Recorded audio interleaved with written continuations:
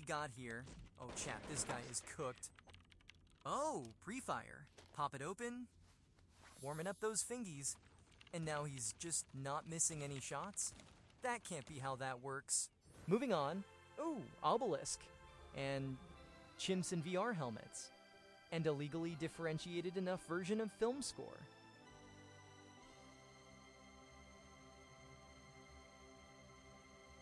Game begin. Off-seas, we've been around for about two to 3 years now. We started during the pandemic. We started with virtual tournaments, getting students, from across the province to be able to play together.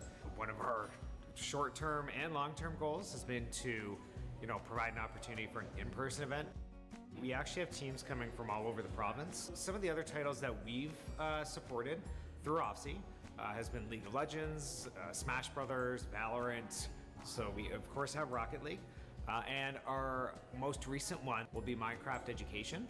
So we try to choose whatever title our players want to play. So as long as we have demand for a title, that's the title we go with.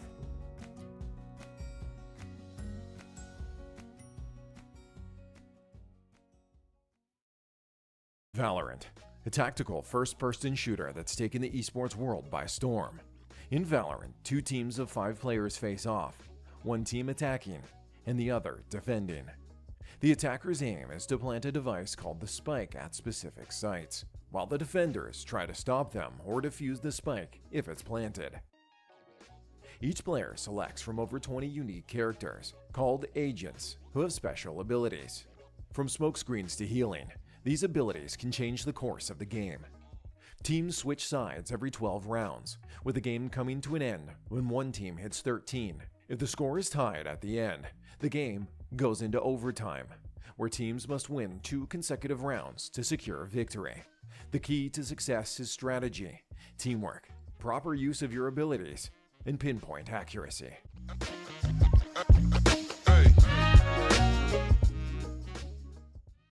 Hello, ladies and gentlemen. You know the name and you know the voice, but we're in a bit of a different setup. My name is Gareth, also known as Angry, and I'm going to be joined with Kristen, also known as Ella Bloom. Alrighty, and what we got today? You know what we got today? We got Valorant.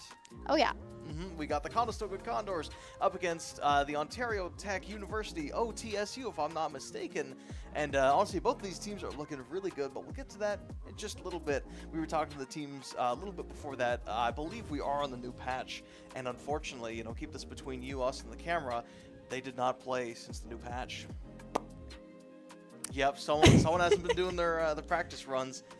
Do you have anything to say about that as a former team lead? Maybe they're thinking, oh, we don't need any practice on the new map. Maybe, I've been seeing a couple of them grind ranked. I feel like they're feeling a little confident, maybe a little too confident. A little too confident. Okay, that's maybe not the best sign, yeah.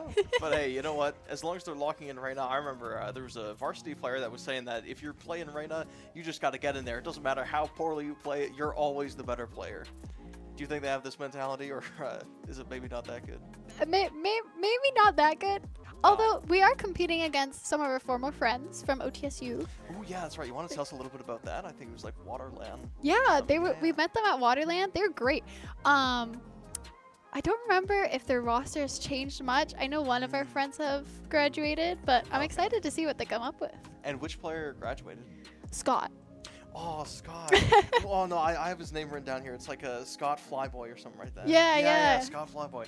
Yeah, I was trying to do some research on my own, actually. I was looking at Twitter accounts. I was looking at LinkedIn's even, just trying to figure out something. And Scott Flyboy was actually one of my favorite players because that name is just so awesome. It's so fly. Yeah. Turns out he has a Twitch stream, and he actually used to stream, from what I could tell, Overwatch. Oh, okay. I know his name on Valorant's now Largemouth Bass. Oh. That's quite a shift. Did he? What? Yeah, I mean, I'm not sure exactly what made the swap, but does he fish or like? I would assume so. He's got to fish. If he's got that name. Right. I mean, fair enough. Okay, well, he probably likes Harbor then. Oh, maybe. Map. I'd highly doubt it, but maybe. Well, I mean, yeah, fair enough. But anyway, I think in terms of maps that we're going to be seeing, we'll talk about that later. Whatever. Let's get back to the other players for now. There was also another one Oh boy, Flowery. If that's how you say it, does that name ring a bell?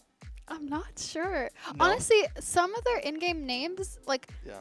I remember being introduced to them as like their first names, and they were really like Oh, all interesting. kind. Nice. I think we all bonded over Pokemon packs. Oh, of course, of course. Yes, Fair we enough. all opened Pokemon. We all had the game Mhm. open. You Oh know. yeah, I mean, who didn't have the Pokemon game open? Were you also running Pokemon Go then? No, No. Okay. never that too download old? it, but maybe I'll give it a shot. I don't know. Anyway, one of the other players I want to tell you about is actually Alpine. I assume you remember them. What? I'm Oh. not sure. Like Okay. in-game names and like real faces, Okay. I just have a hard time like putting them together. I'm Gotcha, sure if gotcha. I saw them, like it would correlate, I see, I but see. Well, the reason why I want to bring him up is because he actually has an Etsy store, and if I'm not mistaken, you're also a bit of an Etsy entrepreneur. Isn't that yeah, right? yeah, I have a small Etsy shop. Super fun. And the funny thing is that he also makes keychains. Really? Right. That's what I'm saying. You but did some deep diving. oh, I did some deep diving. Yes. You know, his keychains are actually nameplates though. Oh, cool. So they're a little bit different from yours actually. Got you. Okay. But hey, let's finish talking about the other team and let's get into the teams as a whole. Like, let's take a look at where we're standing at right now. Currently, the reason why this game is so big and beautiful is because it is going to be the fight for first place. Conestoga and OTSU are both 4-1 in their division, 80% win rate. Whew, based on what we've seen and you know, based off of all the Etsy shops that we were talking about, who do you think's taking this one? I'm not sure. It's looking pretty close, and I mean, judging by new roster, it could be anyone's game. Yeah, you know what? That's fair enough. And I wasn't able to find a whole lot about the new roster, but I'm hoping that they're in some good hands. Because I know that in terms of the Conestoga Condors, we did have a sub in, actually. So maybe, you know, maybe the team vibes are going to be a little bit off, but I'm hoping they're okay. Oh yeah, I think their sub-in's pretty good. I mean, he's been like, he's a great friend of us, so maybe we're a little bit biased, but Fair enough. I know he's like super into the game. He loves his teammates. They bond over food. I don't know. I think I've seen them at a couple restaurants. Maybe I'm pushing Oh, too much, interesting. but yeah. All right, and which restaurants do you see them at? I think Chuck's Chuck's? Roadhouse. Oh, fair enough. I mean, hey, who doesn't love, you know, all that BBQ? Oh yeah, I definitely love their boneless wings, but Oh, okay. interesting. especially after 9, half off. Hey, fair enough. Well, you know, I'm sure we're going to be seeing a lot of grilling today in Valorant, but instead of food, it's going to be the players. That's a good analogy. Oh yeah, great analogy. Yeah, anyway. Hopefully let's not get on our back- end.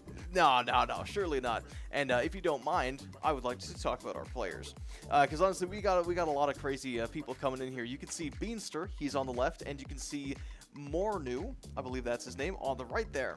And if I'm not mistaken, Mornu is going to be our smokes for the team. Interesting. Oh, I thought that was on YG. Well, okay. Obviously, the big new patch kind of changed around a lot of stuff, and he basically looked me dead in the eyes and was like, no, man, Oh. I don't want to play Omen anymore. No, I slightly made that a little bit more dramatic, but he plays Sova and Fade. Oh, So not quite a interesting. smoker, but he's still very util focused. And then we also have Llama, the person who is subbing in today. You can't see him right now, but he's got bleached hair. You'll know him exactly when you see him. He's going to be subbing in for Panko, if I said that name right. And I saw him play some smoking, actually. He was playing Brimstone. Oh. Yes, like for me, that's one of the big agents, because you know I love Breach and I love what's the name, Brimstone, and you know we almost never see him, but I'm glad that he's picking him up potentially. He does also play a little bit of the Omen, but that's all right. And yeah, and now taking a look at some of the other players there, the only player that we didn't mention is Tamed Beast, Mr. Beast, as we like to call him. I believe he's a bit of a flex, but he's probably going to be picking up the Sentinel role for the team. Yeah, we saw him sub for varsity a couple weeks ago on Yoru, and now I'm excited to see how he's going to play the Senti. This is going to be great. Looking at them right now, they're looking pretty calm, pretty zen. Yeah. Maybe they're in the zone doing a pre-meditation for the game. Yeah, I'm excited to see what they come up with. Okay, and so you said that he has played the Yoru, or he's hoping to play the Yoru? No, he's played the Euro on stream with varsity as a sub. Okay. Yeah, I I think they won that game. I'm pretty sure they won that game. All right, well, hey, let's hope that they win these games, because I believe our maps for today are going to be Haven, Ascent, and Sunset. Now, honestly, Haven is a highly sought-after map. Both of our teams played, if I'm not mistaken. Both Conestoga and OTSU, they are both messing with Haven. And then in terms of Ascent, I was told by YG specifically that if they pick Lotus, it's cooked. And that they might just give up right there. So thankfully they didn't. So the mental for YG at least is going to be through the roof. He's going to be A-okay. And then Sunset. Honestly, we don't see that a whole lot. Yeah, I mean, we saw a little bits and pieces of it on Varsity, but I'm pretty sure that we don't see it as often just because it's not a very highly, like, chosen map. There's a lot of mid-control that needs to be taken. Yeah. Honestly, it kind of feels like a death match in the first, like, 30 seconds where, like, everybody's throwing just everything, and hopefully you catch the person with the op. If you didn't, well, you're down 2 people, is what it is. Oh, yeah, it's definitely kind of like a mimic of Ascent. I mean, even with the Sunset still in rotation, we will see Pearl soon, which I'm kind of excited to see. And didn't they update Pearl a little bit? Yeah, that's Oh, right. yeah, there's a lot of new changes in that, especially Pearl and Abyss. I think they've modified the site to be better for attacking and defending, which was a huge issue like before. So seeing some changes, I'm quite excited to be able to like playing that, especially as like a controller who plays a lot. I think it would be kind of a nice change to have at least some cover when you're planting. 100%. Especially taking more of a supportive like role. Exactly, yeah. And actually, speaking of supports, I do want to talk about the new agent a little bit, Mr. Vito. I was talking to the players and the coaches even. They had some very mixed opinions, so I'll get yours after this. The academy team said that he was goated with the sauce. He's just a better version of Chamber. Take him whenever you need a Chamber instead of the Chamber because he's just that much better. However, the varsity team said the complete opposite. They said he was garbage, and if you pick him, you're trolling. And the coach said he's solid, but very situational. Yeah. Do you agree? Disagree? I'm not a big fan of Vito. Okay. But I'm comparing it to a ranked game, right? These guys are playing in matches. In my ranked game, my Vitos think they're invincible. Oh, They put that ult up and they're like, nothing can hurt me. But then they get shot, like, after 2 seconds. Yeah. Yes, no ultimate ability can hurt you, and yes, no ability can hurt you. You can still die with a gun. So all right, okay, so it could be a skill gap. You know, let us know what you think. You could reach us at Condors Esports on Twitter and Instagram. But aside from the new guy, Agent Vito, let's keep talking about the maps. I don't think any of the maps that we're going to be seeing today have had major changes. Haven, Ascent, and Sunset. no, I don't think there's any changes that I can think of, but perhaps we'll see some new strats since the new patch. Perhaps. Well, you know, speaking of strats, another thing that's been really cool is actually in this fight for first place here in the NECC standings, a few of our players are very close to their 200th kill. Yeah, here, let me read them off for you. So Mr. Beast is at 192, Mornu is at 188, YG is at 208, so he's already hit it, so we're going to say that his goal is 230. And then we got the Beanster at 169, and unfortunately, Llama, the guy in the bleach chair, all the way on the right, he's only at 16, so he's going to have to drop a lot of kills to make sure he hits that 200. Do you think he could do it? Maybe not this series. Oh, man. Perhaps over time. Oh, man. Okay. Well, we'll see how it goes. I'll say I don't think he's going to be getting too many kills. You know, I'm sure he's a great player. I just don't think he's a very kill-oriented guy. I'm not going to lie. Yeah. I haven't seen much of Bush Llama being played since, I'm assuming, because he's been subbing. Yeah. But that being said, I'm kind of excited to see what they cook. Yeah, I'm hoping we could see the Brimstone. I wouldn't be surprised if he also whips out the Killjoy, because I feel like that's, like, as a flex Senti, that's kind of like, that's kind of your go-to, right? Yeah, I'm thinking maybe they'll do a bit more aggression, since, I mean, Sentinels have been nerfed to the ground right now. Oh, yeah. But that being said, maybe we'll see an offensive, like, double initiator, double controller, even double duelist. Now, I think I would like to see the triple duelist, but I think I might be cooking a little too much. I know that worried face on your tells me I'm not doing so hot, but we'll see how it goes. So when it comes to these double duelist, double initiator comps, who do you typically see as the combos? double duelist, I feel like it has to be a movement character and either a blind or even double movement. I mean, we see a lot of raises when we do the double initiate or the double duelist. Even with like a neon raise, that would be cool. But I've seen a lot of like raise Yoru because of the flash, because of the lurks. I mean, you can use Yoru in a lot of different ways besides entering. Yeah. But having that flash to be able to use with any other agent to be kind of a supporting character whenever you need it is quite nice. Yep, fair enough. And honestly, yeah, I think that's one of the things that makes Yoru like stand out so well is that he does have all that utility of, I mean, 2 flashes pretty much, and you know, with the fake out of the extra clone, but he also has that basically global TP. Like if you line it up right, you can get basically anywhere. The only caveat is that it does have a cooldown. Like at some point you have to take it or you have to fake it. And I mean, honestly, it's just a big skill gap. So, you know, a good Yoru player is always going to be able to balance that, like Non there. Oh, yeah. I'm sure he's a fantastic Yoru player. I'm sure he is. I think from what we've seen so far, he's been doing great. Are you kidding me? He's been mopping the floor with everybody, except for that one game against Baker. But, you know, we don't talk about that one. I mean, we can talk about the Twitter posts, right? We can go check the Twitter if you want to see what we're talking about. Condors Esports, by the way. Good idea. Anyway, back to our current game that we have going on here. Yeah, so we're going to be starting off with Haven. We've seen this map quite a bit, and honestly, I think YG was telling me this a while ago. One of the ways that you play Haven is you have to starve them for information, right? You have to make sure that they are going to be the ones walking up, because at that point you can trap them.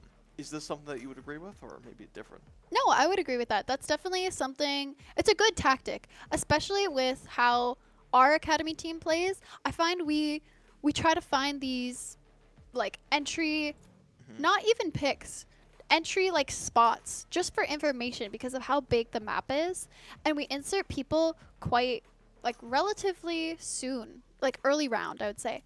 And then from that, that's all information side. Like you can tell where they're going, you can tell who's rotating, you can tell how many people are on what site, and that gives a lot for us to work around. All right, well, that's awesome. We'll see if they pull any of that off.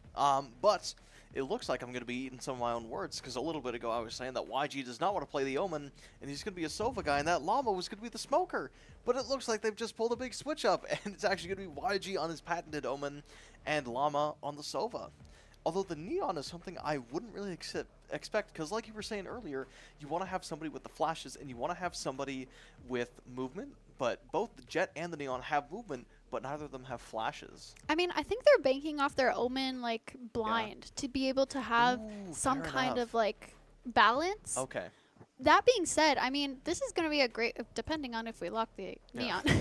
Maybe I'm speaking too soon. Maybe. But I'm thinking the Neon Jet could be like a powerful play in terms of like taking space very quickly.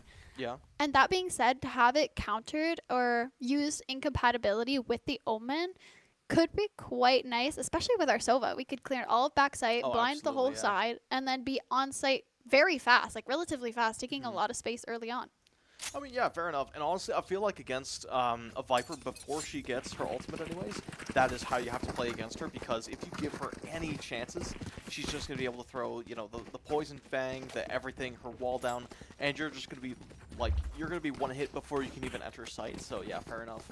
And again, especially against, you know, something like a Chamber who has to get a lot of mobility, you want to force him off a point as soon as possible, because then you know he has no CP, you know he's somewhere else on the map. It's a lot easier to go and take sight if you know he can't head tap you. Yeah, I think definitely getting people that are offensive or more defensive, I guess, with Chamber is definitely a strat. In terms of what they're doing right now, it seems like they're going to do a C-split. And walking up that mid, I mean, they have full presence right now. OTSU has given them all of B-site, and they have 4-manned A. Yeah, honestly, a great read from Conestoga. It looks like they're going to be able to take sight pretty much for free. Beanster does take a bit of damage, but, like, that's nothing. They have practically full control of Garage, and it's really plant as well. Like, how do you counter that? Yeah, I mean, they're going to have to be really strong on this retake, seeing as we have a lot of space to work with. We even know of the flank early on. We have all of garage space, which is great to work with. And even our mid lurks, we already know where they're going to come from. Yeah, absolutely. And we saw there the Killjoy going to be holding the flank. They did eventually back off. So Player looks like standing. turning our attention to One site. enemy Attention back to remaining. site as Mr. Beast comes in hot with the flank, and now he's going to be one. Come on, Mr. Beast. No, couldn't quite make it. Unfortunate. But you know what? I think the pieces of what made them good were certainly there. Yeah, they definitely had really good space to work with in the beginning, but I think it just came down to gunfights at the end. A lot of us, I mean, maybe we weren't peeking together, maybe we weren't using all of our abilities, but that being said, we still had a lot of space to work with, just lost all of our gunfights. Yeah, fair enough. And you know what? I feel like the nerves kind of get you. And honestly, you can talk about this as well. Being as a former player yourself, you know, nerves are sometimes the biggest enemy. Yeah, nerves for sure. I mean, this might be probably one of their best competitions in this, dare I say. Yeah, Right, dare I say their best competition in this division. So, I mean, I would be a little bit nervous just leading up to it. Yeah, And fair with a enough. sub. Yeah, fair enough. Like you were saying before, you know, the team vibes could be off. Maybe they're through the roof because they have a sub, something new, something fresh. But it looks like their game plan is also going to be something new as they're trying to head over to the A site. Spike But down the A. market is already online for the Jet that gets 2. That's going to be very hard. They have this full A site stack. I mean, and to get the 2 off, or 3 off early on, I mean, it's going to be hard to take the space with what we have. They could still do it, but Yeah. seeing as we have a shorty, we're banking on this close range fight, and it might not come.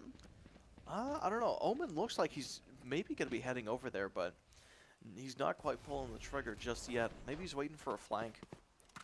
Yeah, I think we have the drone coming up long. We're giving a lot of space to just walk that angle, right? Yeah. And- Watchy. Last player standing. Oh, good. Spike down A. Too much to handle. Stuck in the classic of the breeze. Right clicks the Omen, and he can't quite get it. Unfortunately. First few rounds, no biggie, it's just the totally- pistols.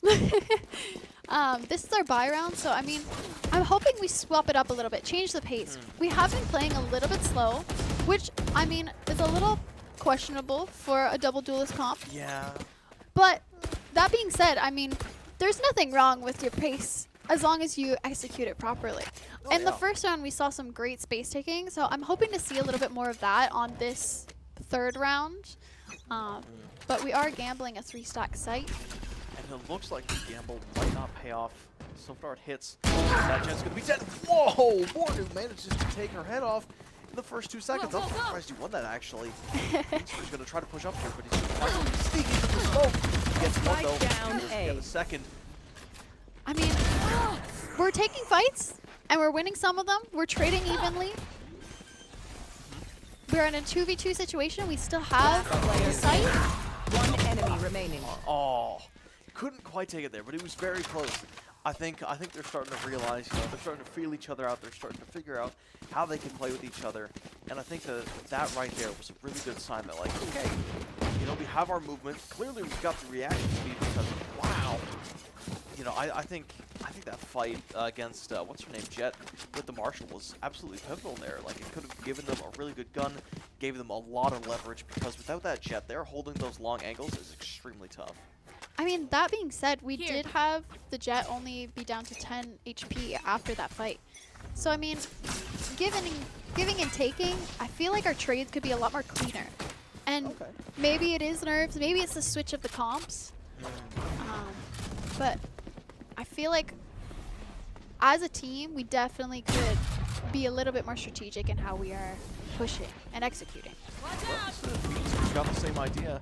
He can use away position away on Mirage. Oh my goodness, Mornu is able to get one with 5 health in the bank. Now, oh, there's the shorty kill for Beanster. Mornu, oh, almost going to be going crazy. If Beanster looks to the right, he's going to get another kill. We have a lot of space to work with. I mean, even that reflank Last through B. player standing. Ooh, I spoke too soon. Maybe our gunfights are lacking a little bit with this. Oh wow! All right, that was the quickest Odin kill I've ever seen. I'm not gonna lie. Yeah, but to be fair, this was our save round. This was our half buy. Yeah, fair enough. We didn't have full guns. Fair enough. Fair enough. Well, hey, let's, speaking of the guns, let's take a look at the scoreboard right now. All right, Tame the Beast 3-0. Okay, looks like this is going to be our full buy. Rocking the Vandals in full armor.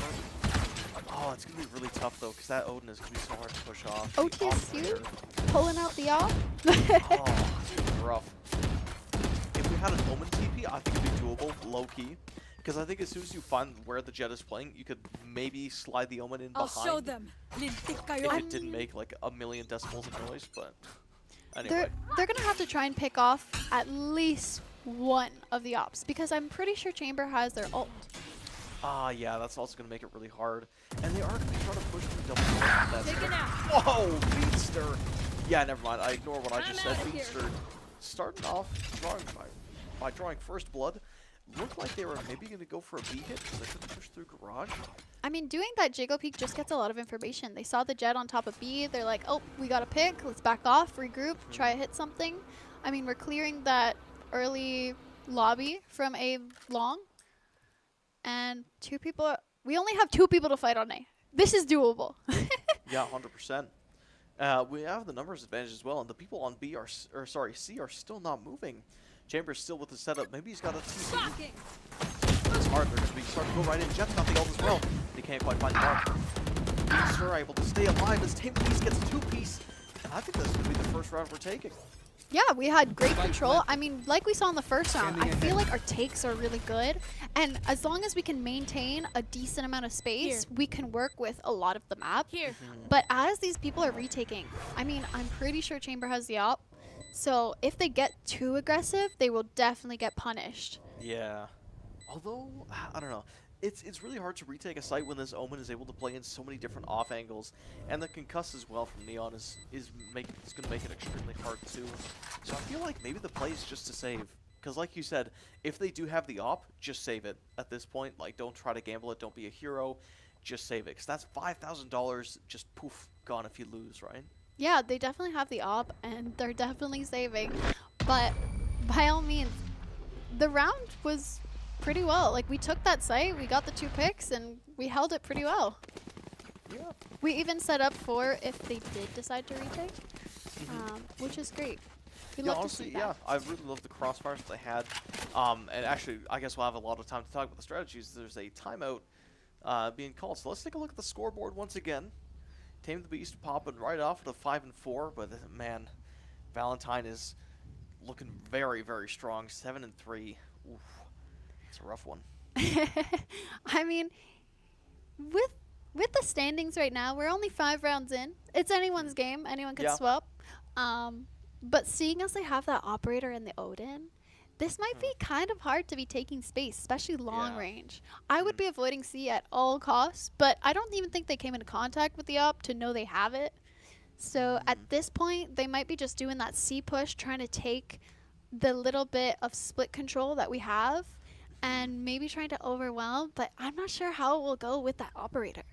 Yeah, that's fair enough. I feel like we're maybe going to see a garage into C hit because, like you were saying, it's very hard to push into that operator, especially if it has an instant teleport like the chamber on C long.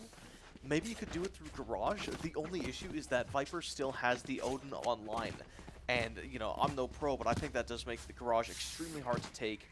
So we're like, what would you suggest they do here? I mean, they don't know anything about what the guns are, right? So assuming they don't know anything, right now I'd be going for that early mid pick, like they did the first round before. I mean, the way that they've been playing it hasn't been normally this setup, but before they used to have nobody on B, 3 people A, 1 person C. That gives a lot of space to work with, especially going up that mid line. Like, you can definitely take a lot of control with that. Even just implanting someone in that cubby just to hear where they are, I feel like that's a lot of information you can give out. And we did see that in the last couple of games. So I'm wondering what's the strat or what they're trying to do in this scenario right now. Fair enough. Well, Boo might have heard you. It looks like he's touching the cubby here for Garage. He could be ready to mow down the corners if they're not careful. They need some way to check the corner, but I don't think they can. Looks like the picture's kind of clear now for the dogs. Having that having tamed inputted like this is just like I was saying, really good for information. We have the noise of C and B, so we kind of know. 30 Great early seconds pick. That was almost the Odin offline with Tamed Beast. Unfortunately, not able to find it. Doesn't get sniped by Jet either. Oh. We got the Pick up trade. play. Nice. Right now, they took site. They're doing well. It's a 4v2.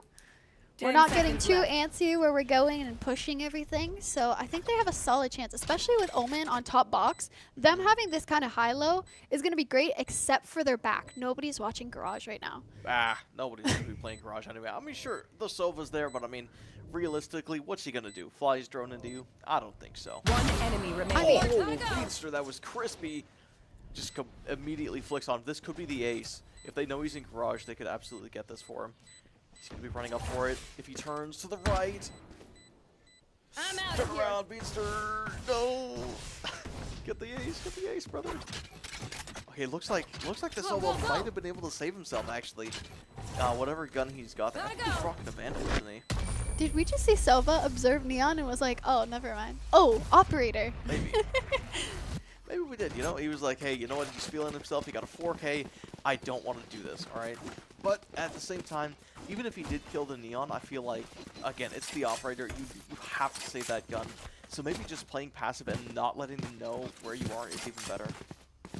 Yeah, I definitely feel like in that scenario, they played it well. If they're saving the op, they still have good economy. Why not, right? Looking like they're going to do an A hit. Perhaps. I think we might be seeing some peeks mid potentially. Maybe getting that early. Right off the bat, Valentine able to take Tamed Beast. Okay, all right. Maybe that A hit did not go as planned. I was not expecting the Hunter's Fury right off the bat, but low-key, it's actually it'd be quite good for getting info. Yeah, we had that operator line come up all the way short, and then just have a Hunter Fury ripped off the bat. That was a unique play, to say the least. Yeah. But, I mean, it works in their favor. They get one, and now they're kind of in a defensive mode. I mean, Condors is on the attack, so they're maybe looking for a pick, trying to even the playing field, maybe working around where they're getting information. We've been seeing YG kind of lurk up C a little bit, go a little bit mid. So I'm thinking they're trying to get one pick, maybe reevaluate, and hit there. Maybe. I mean, we're going to be seeing this Garage hit, which, I mean, historically has worked pretty well, I would think. Here. It's, you know, Jet's going to be getting in there, but they don't have a Cubby, so they might not be able to cover rotates, and unfortunately, Beanster plays 30 with fire seconds left. and gets caught. 30 seconds on the clock. He's going to have to push up. Silvadar hits. Kate kicking in. I mean, we have a 3v3 right now. Oh, what a lineup. Perfect shock dart kill. Yeah, we're having a 3v2 right now. It's looking like they're playing together. Maybe they're thinking they're going to push up. Not quite sure what the goal for the retake is, but that being said, I mean, they still have that operator. It's anyone's game. If someone gets a little bit too antsy, we could be down in numbers, and this could flip all the way around. It looks like they're going to be setting up the final. One enemy remaining. Whoa, YG! Able to hit a collateral. What a spray and pray. Oh That my was God. insane. Let's go, YG. That's how we do it. All right, that puts him at 210 kills. He's 20 kills off of his 230 goal that I set for him. Let's see if he can hit it. But yeah, that was a fantastic round. I was just going to say, I feel like the Dogs have been saving quite a lot. Like every time they are put in that situation where the bomb is down and they only have like 1 or 2 people left alive, they do tend to save just because the operator's so expensive. But right there, That's how you survive. I have my words. You know, they were pushing right up, and you know, maybe they're going to start saving now. Okay, they're taking this A fight again. I mean, having the 3-stack A, this might not end in their You favor, should but run. even that being said, we have the ultimate ability from KJ Poppin. KJ all gets popped. Jet's going to try to find it. I don't think they're going to be able to do it. 4 seconds on the clock. Oh, Valentine Spike actually down found the fight. A. Never mind. Llama almost was able to take the play. I mean, they need to, straight through the smoke. Looks like it's going to be a free side. Going to try to spray through heaven as well. Snake Bite's going to be coming in. Going to drop beats super low. He's going to be able to dodge an operator shot. But can he actually continue the play? Here we go. Easily. Pops his own ult. He's going to have to slide to new. Whoa! Bornu through the smoke as well. Beats One there's one. enemy Can he remaining. find two? There we go, baby. Almost a flawless. A little bit overkill for Beans to shoot the dead body, but that's okay. I mean, we had to use 2 ultimates in this round to secure it. So, I mean, that being said, we still have the Omen ult. They still have their Omen ult. We are 1 off of Jet and Eyes. Yeah. I'm sure that round was really secured by the ults. I think that really secured the round. And even having that KJ ult popped, it kind of forced them out of that site, even though they were running into a stack. And OTSU is kind of looking on an economy round right now. Gotta go. So maybe they'll be doing some mid-aggression, as we're seeing right now. Yeah. I mean, after you lose 2 ops, it's going to be really darn hard to play the game. Because, like, it's 10,000 credits that you're not going to be able to get back, right? So I feel like the econ play is definitely the play here for them. Although they might be able to get some economy damage through this lurk. Oh, Tame not able to take it. But Boo did have a Alright, there we go. Llama able to pick it back up. I mean, even getting a couple kills off, they are grabbing their guns, right? That's like some economy that they're trying to gain back. And they're doing pretty well so far. 2v3 is not bad for an economy round. Yeah, a lot of damage done to the Condors in terms of... Oh, wait, hold on. One Oh, enemy see, remaining. Twice. Last player I think standing. they know. I'm pretty sure we win those round, right? I hope so. Yeah, I mean, all we gotta do is play time, but YG's gonna have to save the gun himself. I mean, that was looking like a really good econ round for OTSU right there. I mean, we took off 4 players who had full guns. Yeah, that was pretty massive. But that being said, we still are doing okay for economy. We still have enough for a full buy. So I'm hoping on this round we do at least a mid-split or try and get some of that economy back, maybe just by fighting. Okay, well, I hope we do see some fighting because Mr. Beast is only 2 kills off of his 200th kill. He's got 198 right now, so I'm hoping he buys something to start fighting.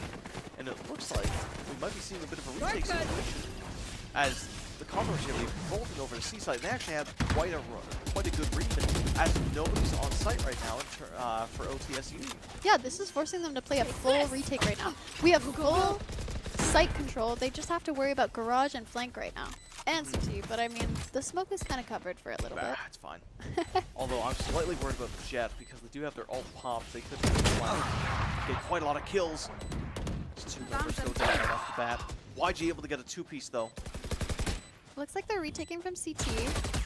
Last YG player knows something standing. up. Spidey says, okay, there's 1. Can he find 2? Oh, not quite. Caught in the crossfire. Omen diff. Honestly, that was a really good retake from OTSU, but we didn't have a lot of space to work with. We weren't seeing a lot of flanking since we did have that covered, and we didn't really take garage or CT, which, I mean, is crucial on this site. You really can't just rely on just being on site unless you have amazing gun skills. Which, even being said, everyone's got an off day, right? Oh, absolutely, yeah. And, I mean, the way that they were holding it, it didn't even seem like they were doing the up-down or the double hold, right? You don't have that trading. We saw a lot of single plays, which, I mean, to each their own, but I hope they get it together. I think they will. Oh, down there. This might be a sniper gap as Bornu almost finds OC. He does manage to dink him pretty hard. He's going to force him back to B. We're taking this mid control pretty well. I mean, that being said, they are full off C and full push up A. Oh, that's rough. But we are lurked up into garage, and we do have that control in terms of sound cues. I feel like Morgan maybe just wants to play here because it looks like the Jet for OTSU is looking to maybe push up for a flank. But we're not quite sure yet, as now things are going to be going stone cold silent. YG might be able to find something. Has to run away from the shock dart, has to run away from the drone. It's going to be very hard to play with this Viper wall, though. It's looking like OTSU is aware. They know KJ's up. That's why they're holding Oh, there we go. Morno able to win the sniper battle. Pops the ulti.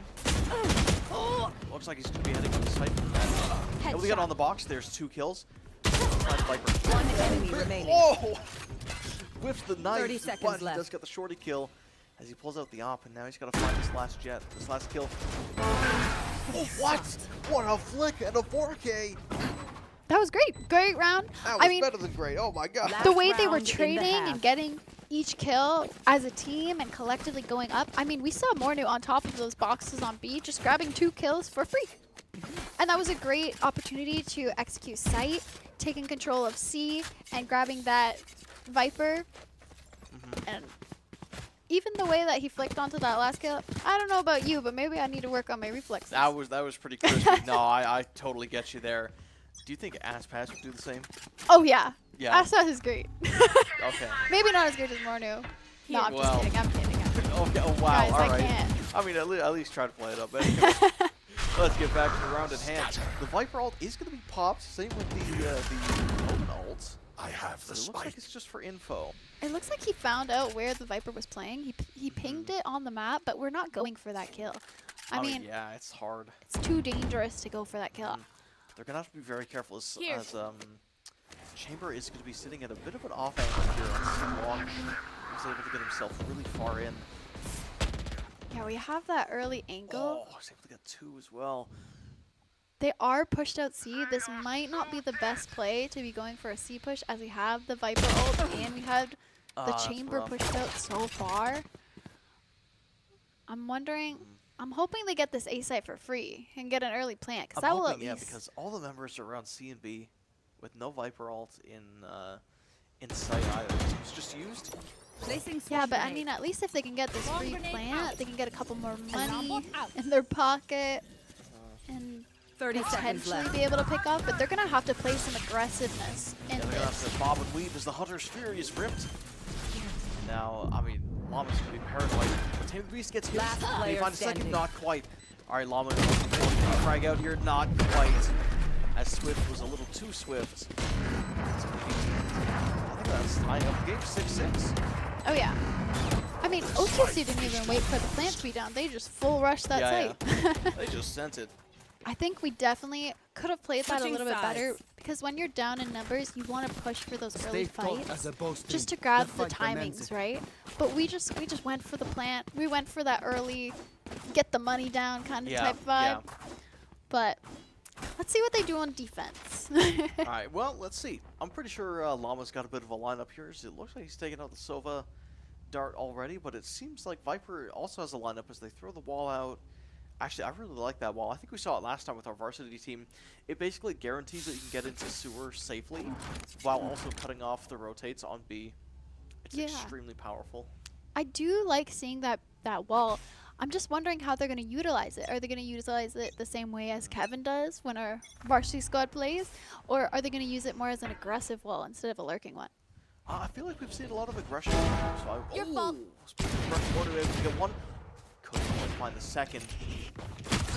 So this wall's going to be very aggressive. Beanster gets aggressive as well, but he couldn't quite find his. We took those 2 early picks though. I feel like 3. even being down the numbers on OTSU, they took those early mid fights, and we were seeing a lot of potential from just like the lurks up. But I mean, They're still in spawn though, practically, so it's going to be very hard to push up here. Maybe they want to hit through garage, but it's going to be a little bit hard because we do have the Killjoy util over there. right now I'm thinking they have to get a pick. They have to be trying to even the playing field a little bit. One enemy remaining. Oh, Mornu, he can't keep doing this. This is going Oh, to be the ace. this is his ace. Maybe. Can you flick on him? Okay, it has to definitely. Come on, Mornu. No! Couldn't quite get a Tame the Beast. Manages to pick up the play, but man, that would have been a really cool kill. Yeah, Deagle Demon. The Deagle Or Demon, Sheriff, I, I like should say. that. No. I love Deagle Demon. That sounds cool. I feel like that could be like an Omen thing, you know? Potentially. I mean, Deagle's from CS. I just... Well, we just take things, you know. You know, it is what it is. You know, can't discredit what's great, and I certainly think that what's great is honestly YG.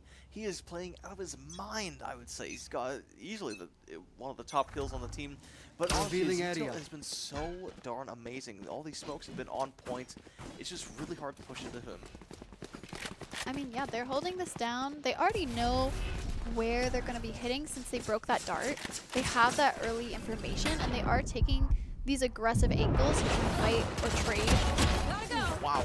All right, they're going to have to trade quite a bit. There's 4 members in the team right now. We'll be hopping right in for Steve. Oh my, push lob. Able to pick up one. It's just everybody's dying right now. And YG's left in a 2v1. One enemy remaining. YG going between 2 targets, and they somehow win it. And he stays alive. That was an ambush. That was indeed an ambush, but it did not go in the favor of the dogs. The Condors, with their eagle eyes, they were able to see through the play and managed to come out on top. So YG's going to be passing the Marshal over to Mornu, and based on what he was doing with that Sheriff, I wouldn't be surprised if we see him getting a 4K on some kind of long angle here. Yeah, I mean, that being said, the way that they all went up short, I mean, I would be a little bit overwhelmed if I looked short and saw 4 people. Yeah. And even then, there was so much util being shown as well. Seeing that early rotate, I mean, definitely showed promise in terms of how we executed. We're getting this early walk up from Beanster, which I love. This is an aggressive angle. You get a lot of information from this. And it denies them a lot of space. I mean, we already see our Sova rotating since we know they can't be A. We are pushed up full A right now. We're seeing Beast kind of slide into Garage. We're just going to have to be pushed off. Oh my God. Hear the drone. But now YG could be finding something. The question is, does he have the right flight timing? No, he doesn't actually find him. But now Tame is going to be Last player standing. Slum as well. 1v4 is a doable. Throws the concuss, but unfortunately does not throw his bullets into Swift. But Swift manages to throw his bullets into Beanstar. I mean, we got picked off one by one there, but I feel like it just came down to gunfights. When we were at the thick of it, there was 4 people to be in their defense. Is that a KSI reference? I'm sorry. No, that was a bad one. I won't do that again. No, I don't know. Oh, okay. Well, never mind. That's okay, no problem. I think in Garage, if they definitely would have worked together, that window person and that person who was C lobby, if they did that kind of like, you know what I mean, through the smoke or even 1,000,000%. you can mini-map refrag if one of your players is in a fight, and with, I believe, if I'm not wrong, with the Phantom, that could have definitely been game changer for them. And like you were saying, if they played the Garage maybe a little bit more coordinated, we could have seen a very different story. Because YG hit a crazy timing. He was in the smoke. He hopped down the stairs, and nobody heard him at all. It was only when the smoke faded that he got caught with his pants down and unfortunately bit the dust. That was a crazy angle we just saw. Someone on top box just sneaking out that C site. I mean, Chamber right now, they're rotating A off of it. They're using this wall, they're grabbing that information, and they're slowly going to take this A fight. I'm curious to see, like, how they're going to execute this and how Mornu's going to hold it down. See, he's going to try to oh, but he can't quite do it as he gets paranoid. Yeah, it does make it a little bit hard when you're using those longer range guns. Spike planted. Llama and YG are going to have to try to fight a 2v5 here, or just make a call to save and pick up the guns. I mean, YG might still have his paranoia, so this might not be too bad to retake, but honestly, I think this might be looking like a save round. It might be a save round. They will top the game, but yeah, he does have paranoia, but it's going to be so hard because there's so much of A site that you haven't cleared, and like they could be anywhere at this point on A site. You have no way of knowing where they could be. Yeah, I think we're looking for some exit frags, trying to get that economy up a little bit more. I'm not sure how we're doing for economy, but I can only imagine after losing a couple rounds, might not be looking the best. No, probably not. Low-key, if we had a player on like an attacker spawn, that would have gone crazy. But anyway, they do manage to tie up the game, so we are going to be having a little bit of a series on our hands, as this is only map 1, but this is the map that both teams are very comfortable with. So maybe on some different maps they will be a little bit less comfortable, and we'll see maybe it's swinging a little bit more in one of the other teams' favor. Yeah, I feel like we've been seeing them play very well on Haven, and I mean, potentially, there's a bunch of factors that could be swapping it out, but this is looking like a pretty even match. I mean, we are the top 2 teams in this division right now, and it's looking like it's coming through. Oh, unfortunately not for Beanster or YG, as they both get caught. But now Mornu's on a bit of a flank. He has the angle. Oh, misses a couple daggers, though reveals his position, but he gets the kill. Now he's gonna have to try to figure out this 2v4. Could be another ace. Spike planted. Or an ace. He gets seen by that No charges dart. left. They know where he is. It might not be looking too hot right now, but I feel like if he retakes and one person gives him that Enemy one tag. pick, it could be a possible. Yeah, because of all those resets. They do tag the up down. player Oh, standing. it's gonna be rough, and he doesn't get either. Swift takes him out, and now Bush is left in a 1v4. Is it a Sova diff? I don't know. I'm hopeful. I think he's a very good player. I just don't think he's catching it. But Swift is a little bit too much on the ball. Oh, that's rough. Yeah, we saw some really good early information from OTSU. I mean, we gotta start denying it or doing some kind of aggression, I feel, because we are playing a little bit passive. It's not Okay. enough to discredit the way we're playing, but maybe we just needed a full 180. Maybe we need to time out and be like, hey team, time to Alright. swap. All right, fair enough. We'll see if we get the aggression though. As I don't think we've really seen the Jet being played on Scanning A ahead. so far. Yeah, I think this is a great start to the aggression. I mean, we're taking all of A space. Right now they're running kind of a default. Maybe they're expecting this kind of push. Oh, maybe. Maybe they're like, hey, we were a little bit aggressive next round. Yeah. They're gonna They're onto us. Yeah, but I mean, even having this kind of spacing, it gives us a lot of room to work with. I mean, we're technically 3B right now, so rotating will be very fast. It won't be an issue at all, depending on where they hit. But bomb is down. It looks like they're just looking for picks. I think Beanster saw something, but so did Finster. Oh, geez, YG also caught by Valentine. All right, Tame the Beast able to pull back. Let's go, baby. 1 kill on the books. Same with Bush Llama, able to tie up the player numbers, Deploying drone. but he's left on B side Enemy alone. mark. And it looks like he's gonna have a rough time. Omen Paranoia is gonna be ripped from pretty soon. Mornu not able to get the kill. Had it with a freebie, but he couldn't find it. Oh, Bush not able to win his gunfight either. We're still in a 2v3 situation. I mean, this could be anyone's game. Okay, 2v2. Let's Spike go. down. Bomb's mid. down, and we're not near close to it. 30 This could seconds give us a left. chance to secure it. Although Tame the Beast might have had some unlucky timing though, as he could have caught Omen lacking. I think he might be One enemy remaining. Let's go. All right, I spoke too soon. That's great. Was able to catch Omen on the flank, and now Mornu. He's gonna have to try and figure out where Boo's playing. He walks right into his crosshairs, and the defenders are gonna be tying this game back up to a 9-9 slaughter. I mean, not a slaughter. This is a hard-fought battle. Who do you think's coming out on top from what we've seen so far? I mean, I'm not sure. It's looking like anyone's game. I mean, that kill from Mornu with the bomb down was pivotal to this round. I mean, they were spread out so far that they had to run to Spike with only 20 seconds left. That doesn't Yeah. give them too much time even to plant the bomb. And assuming it was a free site. And honestly, I really did like the kill on the bomb. Like you said, I think that was why we won the round, because it forces them to play in such a weird area that, and again, they haven't cleared this area before, so it makes them extra unsure. Combine that with the time ticking down every single second, and it just eats away at you, and eventually you're gonna have a moment where you can't quite find the space that you need, and you're just gonna be walking around with your knife, and at that point, bang! Just like YG manages to snipe Valentine. I mean, yeah, we're controlling this B space pretty well, but we're giving them a lot of space to work with in terms of having mid control. I mean, nobody's playing Garage right now. We are a little bit intimidated by it on our Yeah. TSU side and kind of giving it away.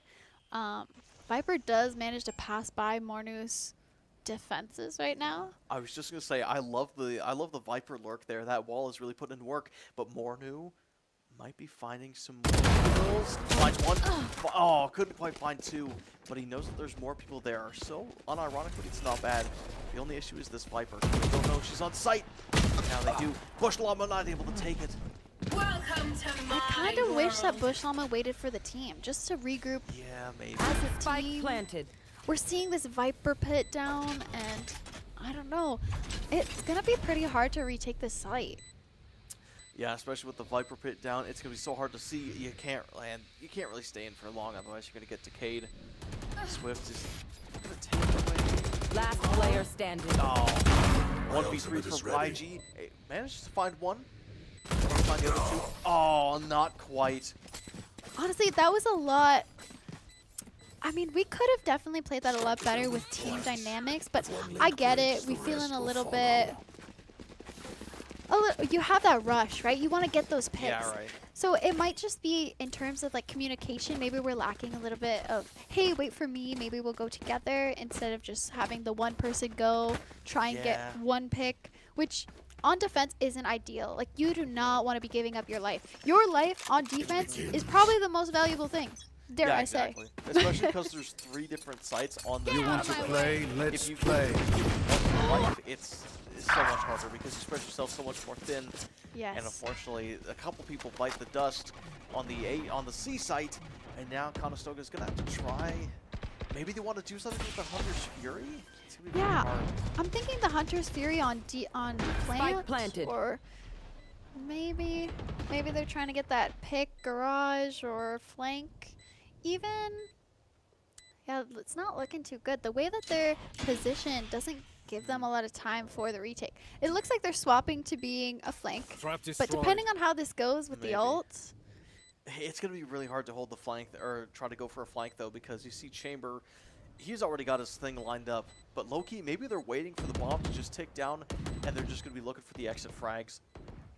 And I think that's going to be how to play it. Mornu might be looking for something different, though. Okay. Last player Bushmama standing. gets 1. To his credit, that's not bad. Beanster's going to try to do something, but he let the Chamber get away. Oh, and he dies to bomb. Yeah, you get more money in flank for bomb. Oh, seriously? Yeah, depending. I mean, this was their eco round, All so right, low-key go to them. normally you don't want to give them those kind of picks since the Yeah. economy would go up. But I understand them trying to secure the gun, trying to get those early picks just to grab the gun. Yeah. I mean, as Beanster, I'd be doing the same thing. All right, fair enough. Now we're seeing the op. Yeah, now things are going to be getting interesting. You know, Mornu, he's been a demon on the Sheriff and the Marshal. Let's see how he does with the Operator.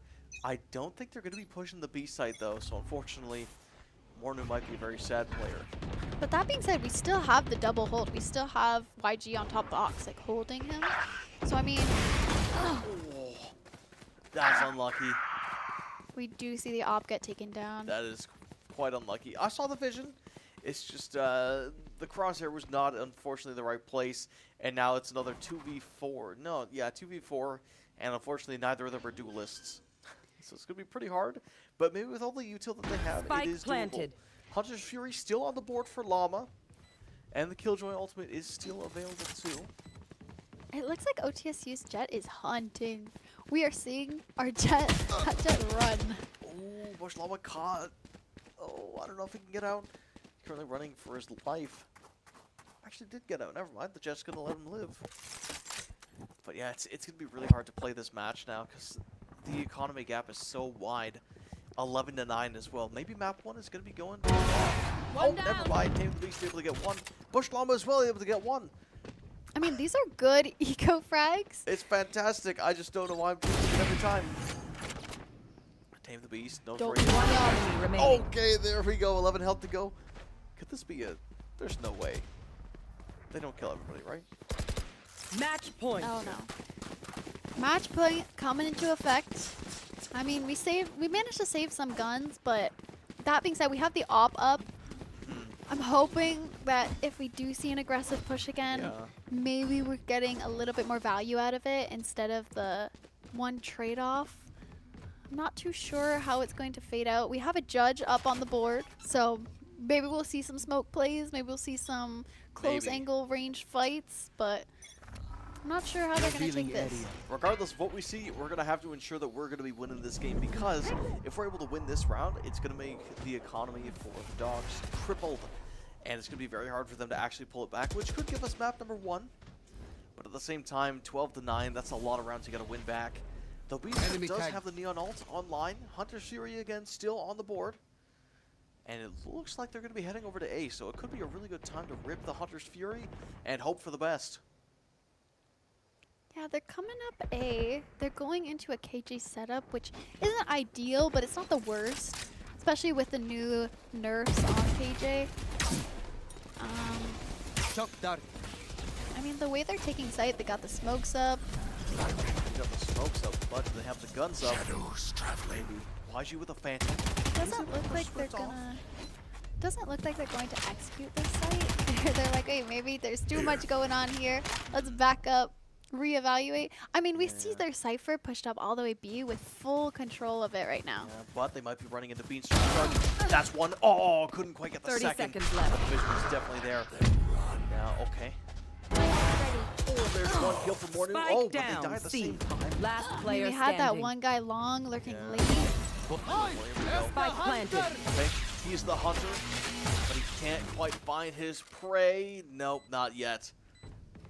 I think Low-key, not bad. Bushlammer's realizing they're gonna play this long angle, and he's got to get on bomb ASAP because the stall might be too much. Although the bomb isn't totally planned for them. Well, the Llama's- okay. Jump spots. They know where he is. Gonna try to push up. Llama, unfortunately, running into the crosshairs. of Attackers Swift. win. That's gonna be map number 1 Nowhere for to the run. dogs. All right, there we go. All right, honestly, not a bad round. They did have a lot of ults on the board, so I feel like maybe if they were able to coordinate that just a little bit better, they would have been able to get that round easy peasy, lemon squeezy. But you know what they say, hard times, sour limes. Yeah, I mean, the way that Bushlammer's put in that 1v2 situation, honestly, the way that I saw the bomb planted, I'd be going for that plant, or at least going for half. Because if you're Yeah, going to push right. up like that, you want to bank that if someone's cubby, they're going to jump Yep. with you. Yep. Right? Exactly. And even so, the way that it was planted, you can't fully see it. If you're all the way near that corner, you could definitely stick for half. But nerves, maybe. Oh, absolutely, yeah. Honestly, we don't stream the ACAD team too much, so I feel like maybe they're a little camera shy. But, you know, honestly, talking about that last game as well, I feel like we did see a lot of good pieces there with how they were playing. Honestly, the one thing that I wish they did is I wish they went B more, because they had so many plays where they were on C, they were on A, and they conditioned the dogs to kind of play in those areas, and B was open like a good 70-80% of the time. It would have been really cool to see a B hit. Yeah, I mean, even the way that they were playing, I didn't feel like their ults were getting as much value as it could have been. Yeah, right. We saw that Hunter's Fury on the board for, I mean, at least 3 rounds. And Yeah. some of those plants, we could have totally popped that ult, maybe get a couple people lower health, so that way retake would be a little bit more manageable. But Well, you know, Either what it way. is. Hey, maybe it's just a warm-up round. Both teams are kind of getting into the swing of how they actually play the game and how to start adapting to the other person, or sorry, other team. yeah, I mean, it was a great first map. We had some pretty close, like, rounds, and Oh, yeah. even at the end, we did see a lot of, like, trade-offs happening, which I feel like wasn't happening too much in the beginning. So it was kind of good to see that a little bit more improvement. I'm hoping to see more in the next map. Well, hey, if you're hoping to see more from the next map as well, go grab your drink of choice, go grab your popcorn, grab your snacks, do whatever you got to do, because we're going to be going on a bit of a break, and we'll see you in just a few minutes.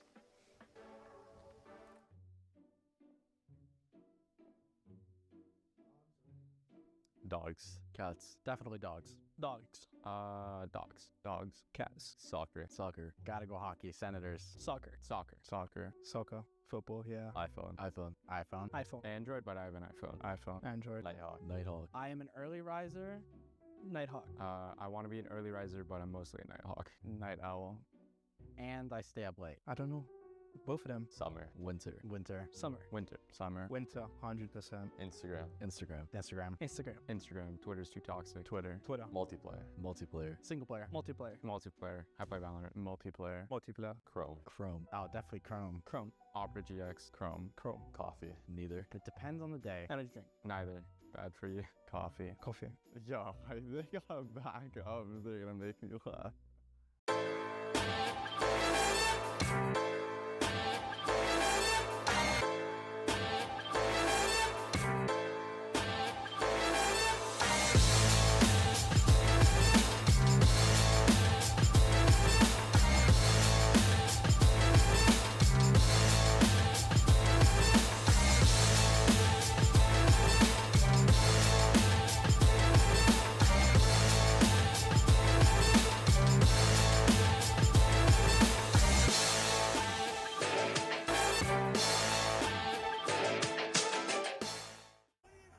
Classic. Alright, what do we got here? Oh, chat, this guy is cooked. Oh, pre-fire. Pop it open. Warming up those fingies. And now he's just not missing any shots? That can't be how that works. Moving on. Ooh, obelisk. And chimps and VR helmets. And a legally differentiated enough version of film score.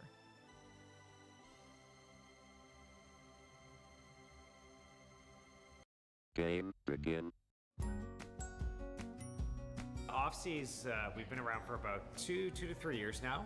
We started during the pandemic. We started with virtual tournaments, getting students, from across the province to be able to play together. One of our short-term and long-term goals has been to, provide an opportunity for an in-person event. We actually have teams coming from all over the province. Some of the other titles that we've supported through OFSI has been League of Legends, Smash Brothers, Valorant. So we of course have Rocket League. And our most recent one will be Minecraft Education. So we try to choose whatever title our players want to play. So as long as we have demand for a title, that's the title we go with.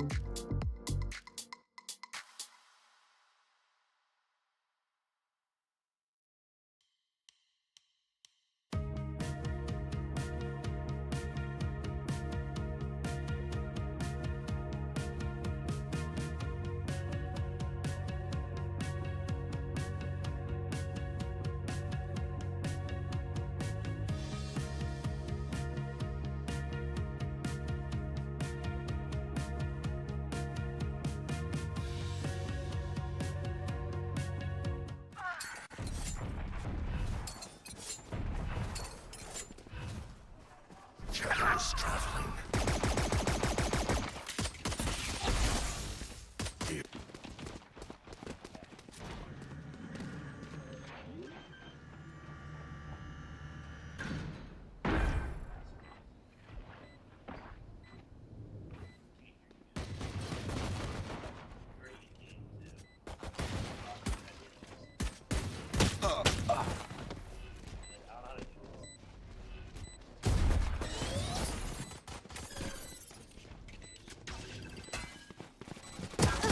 One enemy remaining.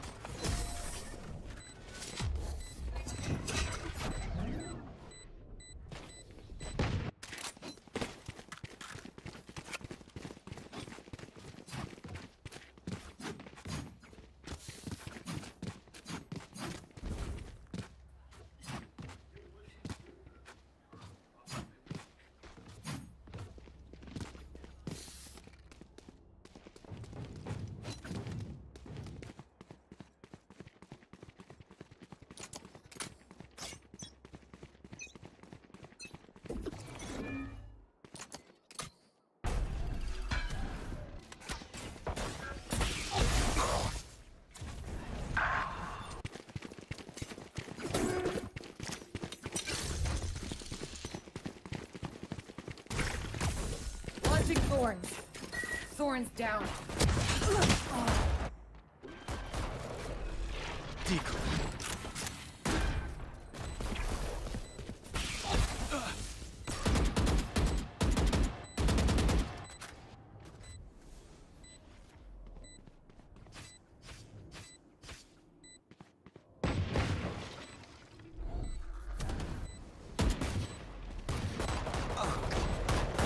One enemy remaining.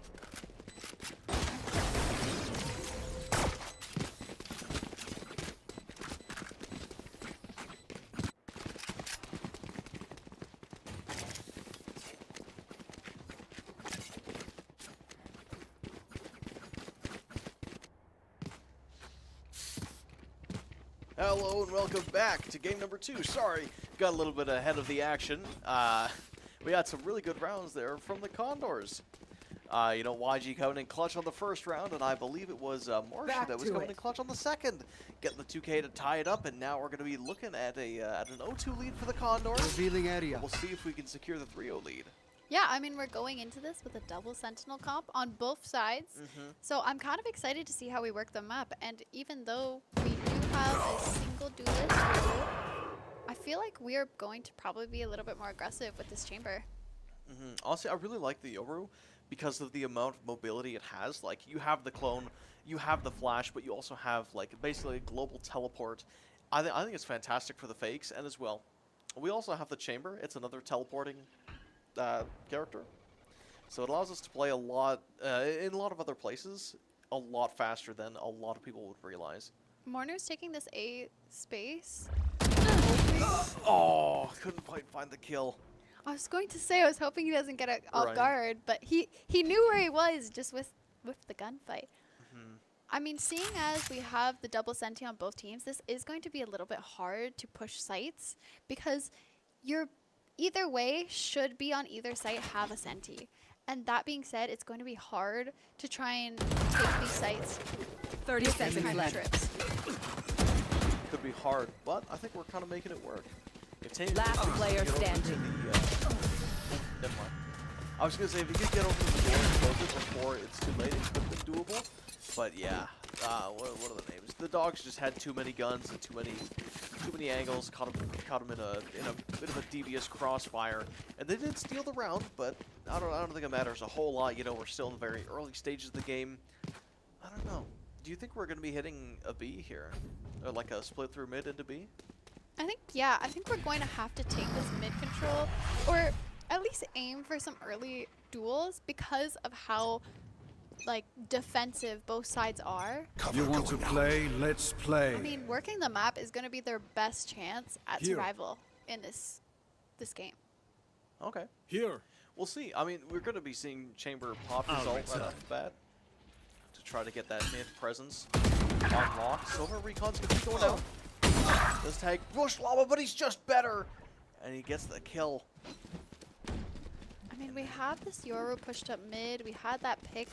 We have 2 down right now, which is great for the Condors. And we're having 2 types of TP characters grabbing these early picks and teleporting out. And we're going to see Beans find another. There we go. Catches Boo with his pants down, and now it's going to be a 2v5. Could this be a flawless round? Maybe this is maybe the Condors needed a break too, as it's starting to swing very much in their favor. They secured all of B. They're not really taking a lot of space like Spike defensively. planted. I mean, they have the Yoru mid, so they can work and pivot off of that. We do see One enemy Barrel, remaining. What? but it doesn't matter. No, of course not. Beans is just better. And we have 1 left. Oh, that's fine. Alright, not quite a flawless round, but still really good. Can they find him? Yes, they can. Mornu, the beast. Yeah, we had that op-up really early round. That was really good to see, especially on attack. I mean, the way that he had it and used it in a defensive but attacking way was really good in terms of how they're going to take these fights early for the next couple rounds. I mean, the way that OTSU is positioned, they are heavily stacking B and mid right now. They got that double B, double mid instead of having a sentinel on each side, which I'm kind of like, I don't think we've seen that pretty often. We have the trip on A for the tree, but we have the player also playing tree. I mean, low-key not having anything really doable because of the amount of util that you have there. It's like Killjoy's entire kit is on, or not Killjoy, not Gridlock. It's too much siege. The other person. Deadlock? Yeah, Deadlock. There we go, Deadlock. Has basically her entire kit holding down mid, so it's going to be really hard to push in for any attackers regardless. So maybe I feel like low-key leaving mid open, just double stacking the sites is worth it. Yeah, I mean, we have Omen holding the A, and he's holding a pretty close angle. So, I mean, if he goes down, there's no smokes for OTSU. That's only if. It looks like Mornu has a really good angle, but Who's next? Wait, hold on, crazy timing. Never mind. Manages to take him out. Now Beatster's gonna be your ulti, but he can't take him. I'm back. I mean, they got the trade. He knows they have to be either heaven or tree right now, and it looks like we are being positioned for both sides. So the retake should probably be a little bit difficult for OTSU. Yeah, especially because we know where all of them are. At least we have a rough idea. recon dart scans everybody. Now we're going to be spraying through the wall and hoping for the best. One enemy remaining. But Bush Lobber gets 3. Now it's going to be 1v2. I think they're going to wait for this drop, Yeah. although it might not come depending on if he's going to save or not. I think he has to save here. Oh, he's got the operator. Oh, yeah. Yeah. Honestly, we've seen OC Mercy on the operator basically every round last game. And I think we're going to be seeing him on it this round a lot this game as well. Just because of how much control you can get from mid. I don't think the Condors want to try and push it. Oh, yeah. He's firing morning shots right now. Yeah, exactly. But I mean, coming from the Condors, I mean, that was a great take. They took the round, they planted, they even held that with like 3 people holding heaven, which is really good for the way that they're working. Nobody attempted tree on OTSU's side, so they only really had to worry about the one angle. Yeah, and honestly, it was a fantastic recon arrow as well that basically gave Conestoga all the information they needed because they found everybody. They found absolutely everyone that was left alive. And it was just, it allowed them to take so much space because they knew exactly where everybody was. We'll see how much space they take now as they're going to be going for another A hit. It looks like OTSU is reading on quite quickly since they have full pushed out of mid and have full mid. Spike down A. I got Mercy spraying and trying to get one for himself. And now Morgan's going to try to push up. But couldn't quite find anybody. We are kind of confined to the space, but it's not to be discouraged yet. Oh, okay, maybe discouraged a little bit. One enemy remaining. Last able to player get standing. one enemy remaining. Go, what?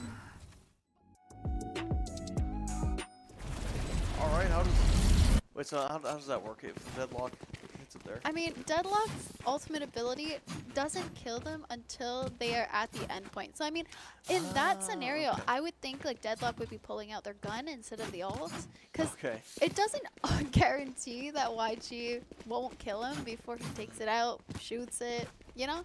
Yeah, I got you. But that being said, I mean, they secured the round and wasted an ult, technically. Fair enough. Well, hey, you know, even still, it's quite good because Conestoga, we don't, we've actually got an advantage. Got the Hunter's Fury and the Steel Garden on lock, which is going to make retaking site extremely hard. Although I feel like maybe it's not that bad because of how much range the dogs have. They've got the Jet, which probably has an op. They've got the Chamber, which has an op, plus his ult. So maybe it's not that bad. What do you think of the Vice Chamber matchup? I mean, Vice Chamber, I don't think it's that bad of a matchup because of the Flash. I really think a Flash is essential, and having 2 of them on their team is going to be annoying to work with. Yeah. So I don't mind the 2 picks, but that being said, against a Chamber Deadlock on the same site sometimes, I'm not sure how that's going to pan out. Well, we'll see how it does pan out, as the thing is pretty slow in this round to start off. We're getting some chip damage out of the Jets. But I think we're going to be looking for a market hit maybe, as we're maybe sliding the Chamber into enemy territory. I think it's going to be... 30 They seconds are left. running into the stack at this point. There is 4 people on this site with 2 sentinels included in it. Oh, Beaster almost found a crazy timing. Spike down B. Yeah, things are... I mean, honestly, it was a great take anyways, but with 10 seconds left, 10 seconds is it left. going to be doable? OC Mercy's still in the back. It's going to be very hard to work him out of the corner with 5 seconds on the clock. He's going to have to stick the plant. Can they get it out? Can they find the Chamber? They do manage to get the plant. They do manage to get the Chamber. But can they now find the Sova? Rocket the Vandal. There we go. YG hits it with the Paranoia shoot to the face combo and secures the round. 1-7 now.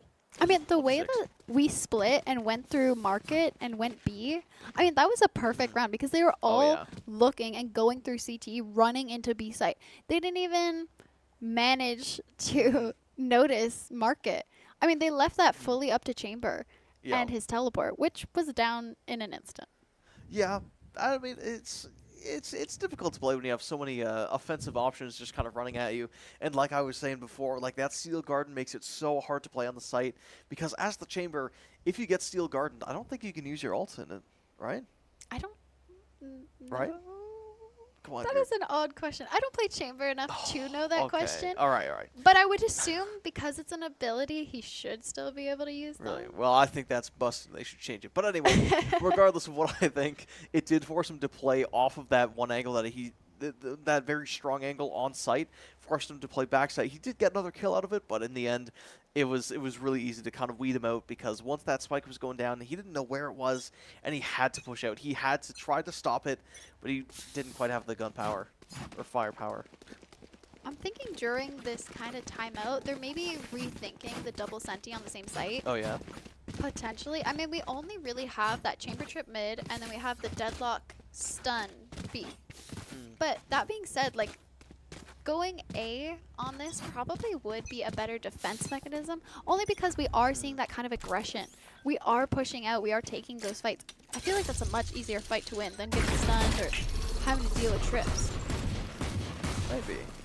Well, we'll see here as the Condors do make quite a lot of noise, but there's 3 people stacked A, so it's going to make this side pretty darn. And I think they are going to be able to push out pretty easily. Thorns down. We do have the deadlock lineup for the wall, which blocks them from going lane. I mean, that's a pretty good defense. It's a good defense, but we've already got the spike down on the A site, and now they're going to have to try to retake. But after that quick kill from the Yoru, it's going to be a little bit harder. And Tame the Beast makes it even harder with a 1K as he gets traded. Oh, Mornu just barely avoiding death. I think we're looking pretty good. We still have 2 people main, which is great to try and like grab some great timings. The way that we stopped that jet dash and the way that we kind of blocked Market from executing was really, really well done. Honestly, couldn't agree more. And that take on the site as well, we caught him from so many different angles at the same time. It was like they just couldn't react. And also, I mean, the fact that they got the wrong read. They sent 3 people A, so the rotations were very, very late. And it allowed the Condors to basically push up for free, take whatever space they wanted to, and take space they certainly did. Now we're looking at a 1-7 beatdown. What do you think the next play is for the Dogs? I think that Omen's going to TP this because they are having the aggressive people coming out, and they're going to peek. That's going to push them back. They're going to have to play a little bit more defensive now since they don't have that A main control. And off of that, I think Vise has a little bit of information, maybe knows that there's not that many people. I mean, they got the 2 picks mid, so... Maybe. Just barely avoided death, though. His Deathlock is not so lucky. And now Tame the Beast as well as the Yoru. We're going to be walking up into the site for pretty much free, and they're able to take all of Market completely uncontested, which allows them to maybe get into an off angle on spawn. Now, I don't know about you, but if I'm the Sova, I am saving. You could try to save, but I feel like they'd be able to push you pretty easily. After seeing Chamber walk up really close, and now he's giving himself away. Beanster takes a little bit of chip damage, but he knows exactly where he's at. So does Chamber. He's running right over. Sova can try to run all he wants, but he might be running right into Vise. Closes the door. Oh, Mordu, what a flick. Hops down and pops him right in the face. I mean, that was a great execution. We had all of site control. We got those 2 picks mid, which I'm not sure if they were early or not, but the way that we got them, that gave us a lot to work with, especially with Deadlock being so open and having that early, like, positioning.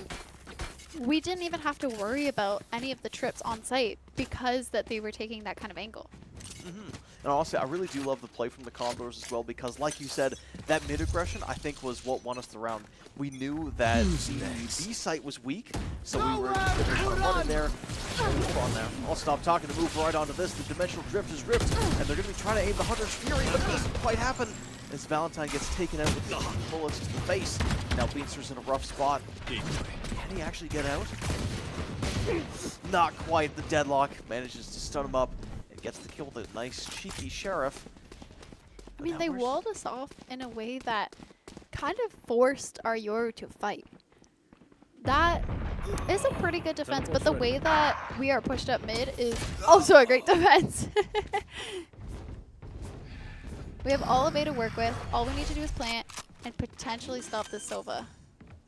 Oh, Watch him catch the spike. He knows he's baiting it out.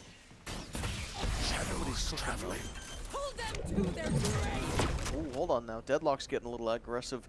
Pops the ult, but doesn't manage to hit it. So that's a pretty big ult off the table. Although Hunter's Fury for the dogs is still available, so they could be playing plant. Mama breaks the window. He knows where both of them is now. Might have a bit of a lineup 30 to get some seconds damage left. off, but he couldn't quite take it. They know where Blast players are. All YG has to do is plant and play probably a 1v2. Last player Looks like standing. he's going to be playing a 1v2, but he's going to have a free plant on B. Loki, I think he could go get an off angle in market. Not ready. Cover going out. Then maybe let him cook with this. Oh, that was unfortunate. I saw the vision though. It looked like he wanted to try and take the deadlock when he heard the drone. Because when Silva's droning, he can't shoot, right? So if you kill the person with the gun, then Silva's automatically at a disadvantage. But couldn't quite find the kill. And that looks to be a bit of a thrifty. Not enough to tie up the game, but certainly enough to disrupt the momentum in terms of the economy. I think we definitely had some really good positioning from Bush Llama there, but we just kind of whiffed it with going in through the tree and just spraying instead of trying to get that sneaky controlled pick, because that's what you want in those kind of lurks. You kind of want to get them at a disadvantage so that way you can play the numbers. But having him kind of swing out even after whiffing definitely put us in a awkward situation. Yeah, well, unfortunately, we do have a bit of a tech pause going on, so let's keep talking about what we've seen so far. Honestly, I'm really liking the Condors in this match anyways, because in the first match, I think maybe we were a little bit too aggressive, maybe we were playing a little bit too separated, but I feel like now we've really got the team, you know, playing the numbers on lock. We're seeing a lot of fantastic pushes, and we're seeing a lot of ult usage, which is great because now we're starting to get a lot of this team play that I think our agents are really the best at. Yeah, I mean, even with the double Senti being swapped from our Haven map when we saw the double duelist, we're adapting pretty well. I mean, the way that we're using the space that's given and using that mid control and getting those early picks and even trying to pinch together as a team is something we didn't see in the last map. And I'm honestly really glad to see it in this map. One thing I'm also very glad about, to see at least, is I'm glad to see the Vise. You know, I've been a big Brim and Breach fan, but honestly, we're probably not going to see them anymore for a long time. So I'm glad that we got the Vise, because that's at least another person that I know kind of well. And I'm glad that they're popping off. You know, they might be bottom fragging, but the utility is there, and the money is certainly there. 6.2K in the bank. Wow. Yeah, I mean, that's a lot. with the whole new update, we're seeing a lot more chambers, which he was nerfed to the ground. Like on release, he was great, and then got just stagnatedly nerfed. Yeah. That being said, I mean, I love to see a chamber, and they're coming out pretty often recently. That and Yoru. I've been seeing a lot of Yoru, which I'm kind of surprised about. The way that they nerfed him was in his ultimate ability, he can no longer use his flashes or that's right. Yeah. TPs, which I mean was a very OP kind of ability. You could flash someone, don't even have to see them, right? But I mean, we're still seeing him being used a lot, especially in all these matches. Honestly, I really do like the Yoru, because like you were saying, even though he is a duelist and his ultimate was low-key gutted because he couldn't use the abilities, I still think it's a very versatile agent. And even if you're not the greatest at gunplay, there are so many mind games that you can play with the flashes, with the ults as well. Like, even if you suck at aiming, you could just run onto a site with your ult and just ping absolutely everybody, and then your teammates with good aim, they can actually pick them off. And then once you get out of the ultimate, you can obviously trick people with the clone, and low-key, I'd say he's the best duelist ever. Really? I think I would, yeah. You know, I mean, judging by based on who I play, you know, Breach and Brimstone, I'm a very tactical player because my aim sucks. So I feel like if I was going to play a duelist, it's probably not going to be Reyna, and I'd probably be locking into the Yoru. Yeah, I mean, I love a good Yoru, but right now, I feel like Waylay's been doing really well in terms of meta. Like, just having that ability to instantly TP is great. And the, what's it called? I think it's hindering. Yeah. Like it makes it's kind of like a super concussion. Yeah, I really do like it. So yeah, it absolutely sways gunfights in your favor. That being said, we are looking like we're going into a default this round. We do already have one picked off. Two picked off. Unfortunately. But that being said, as a default, you just kind of want you want to get picks. Your goal is to get picks and orbs. So working towards an ultimate might be their goal, maybe to have a plan for next round. YG does get that first pick. And he doesn't take any damage either. That's actually really huge. So I feel like when you have the numbers disadvantage, any bullet you take feels that much worse because like your team's total health is significantly lower. But with him not taking any damage there, you know, it's like the numbers gap doesn't even exist. The only issue is they are going to be pushing into a complete stack. So maybe they just want to call and push B with all that deadlock utility. It's a 30 tough call. seconds left. What would you think? Right now, they still don't have bomb. So they are looking for these kind of one-off picks. Last player standing. 1v3, low-key, not that bad.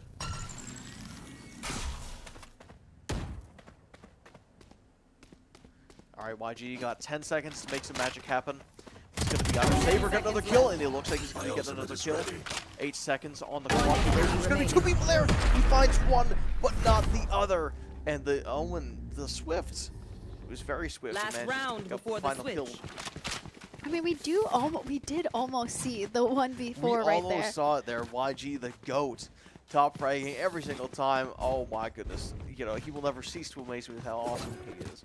Yeah, I'm wondering what their plan was in that round. Since bomb was all the way back, they didn't bring it forward at any point, and they were kind of playing for like the one-off picks.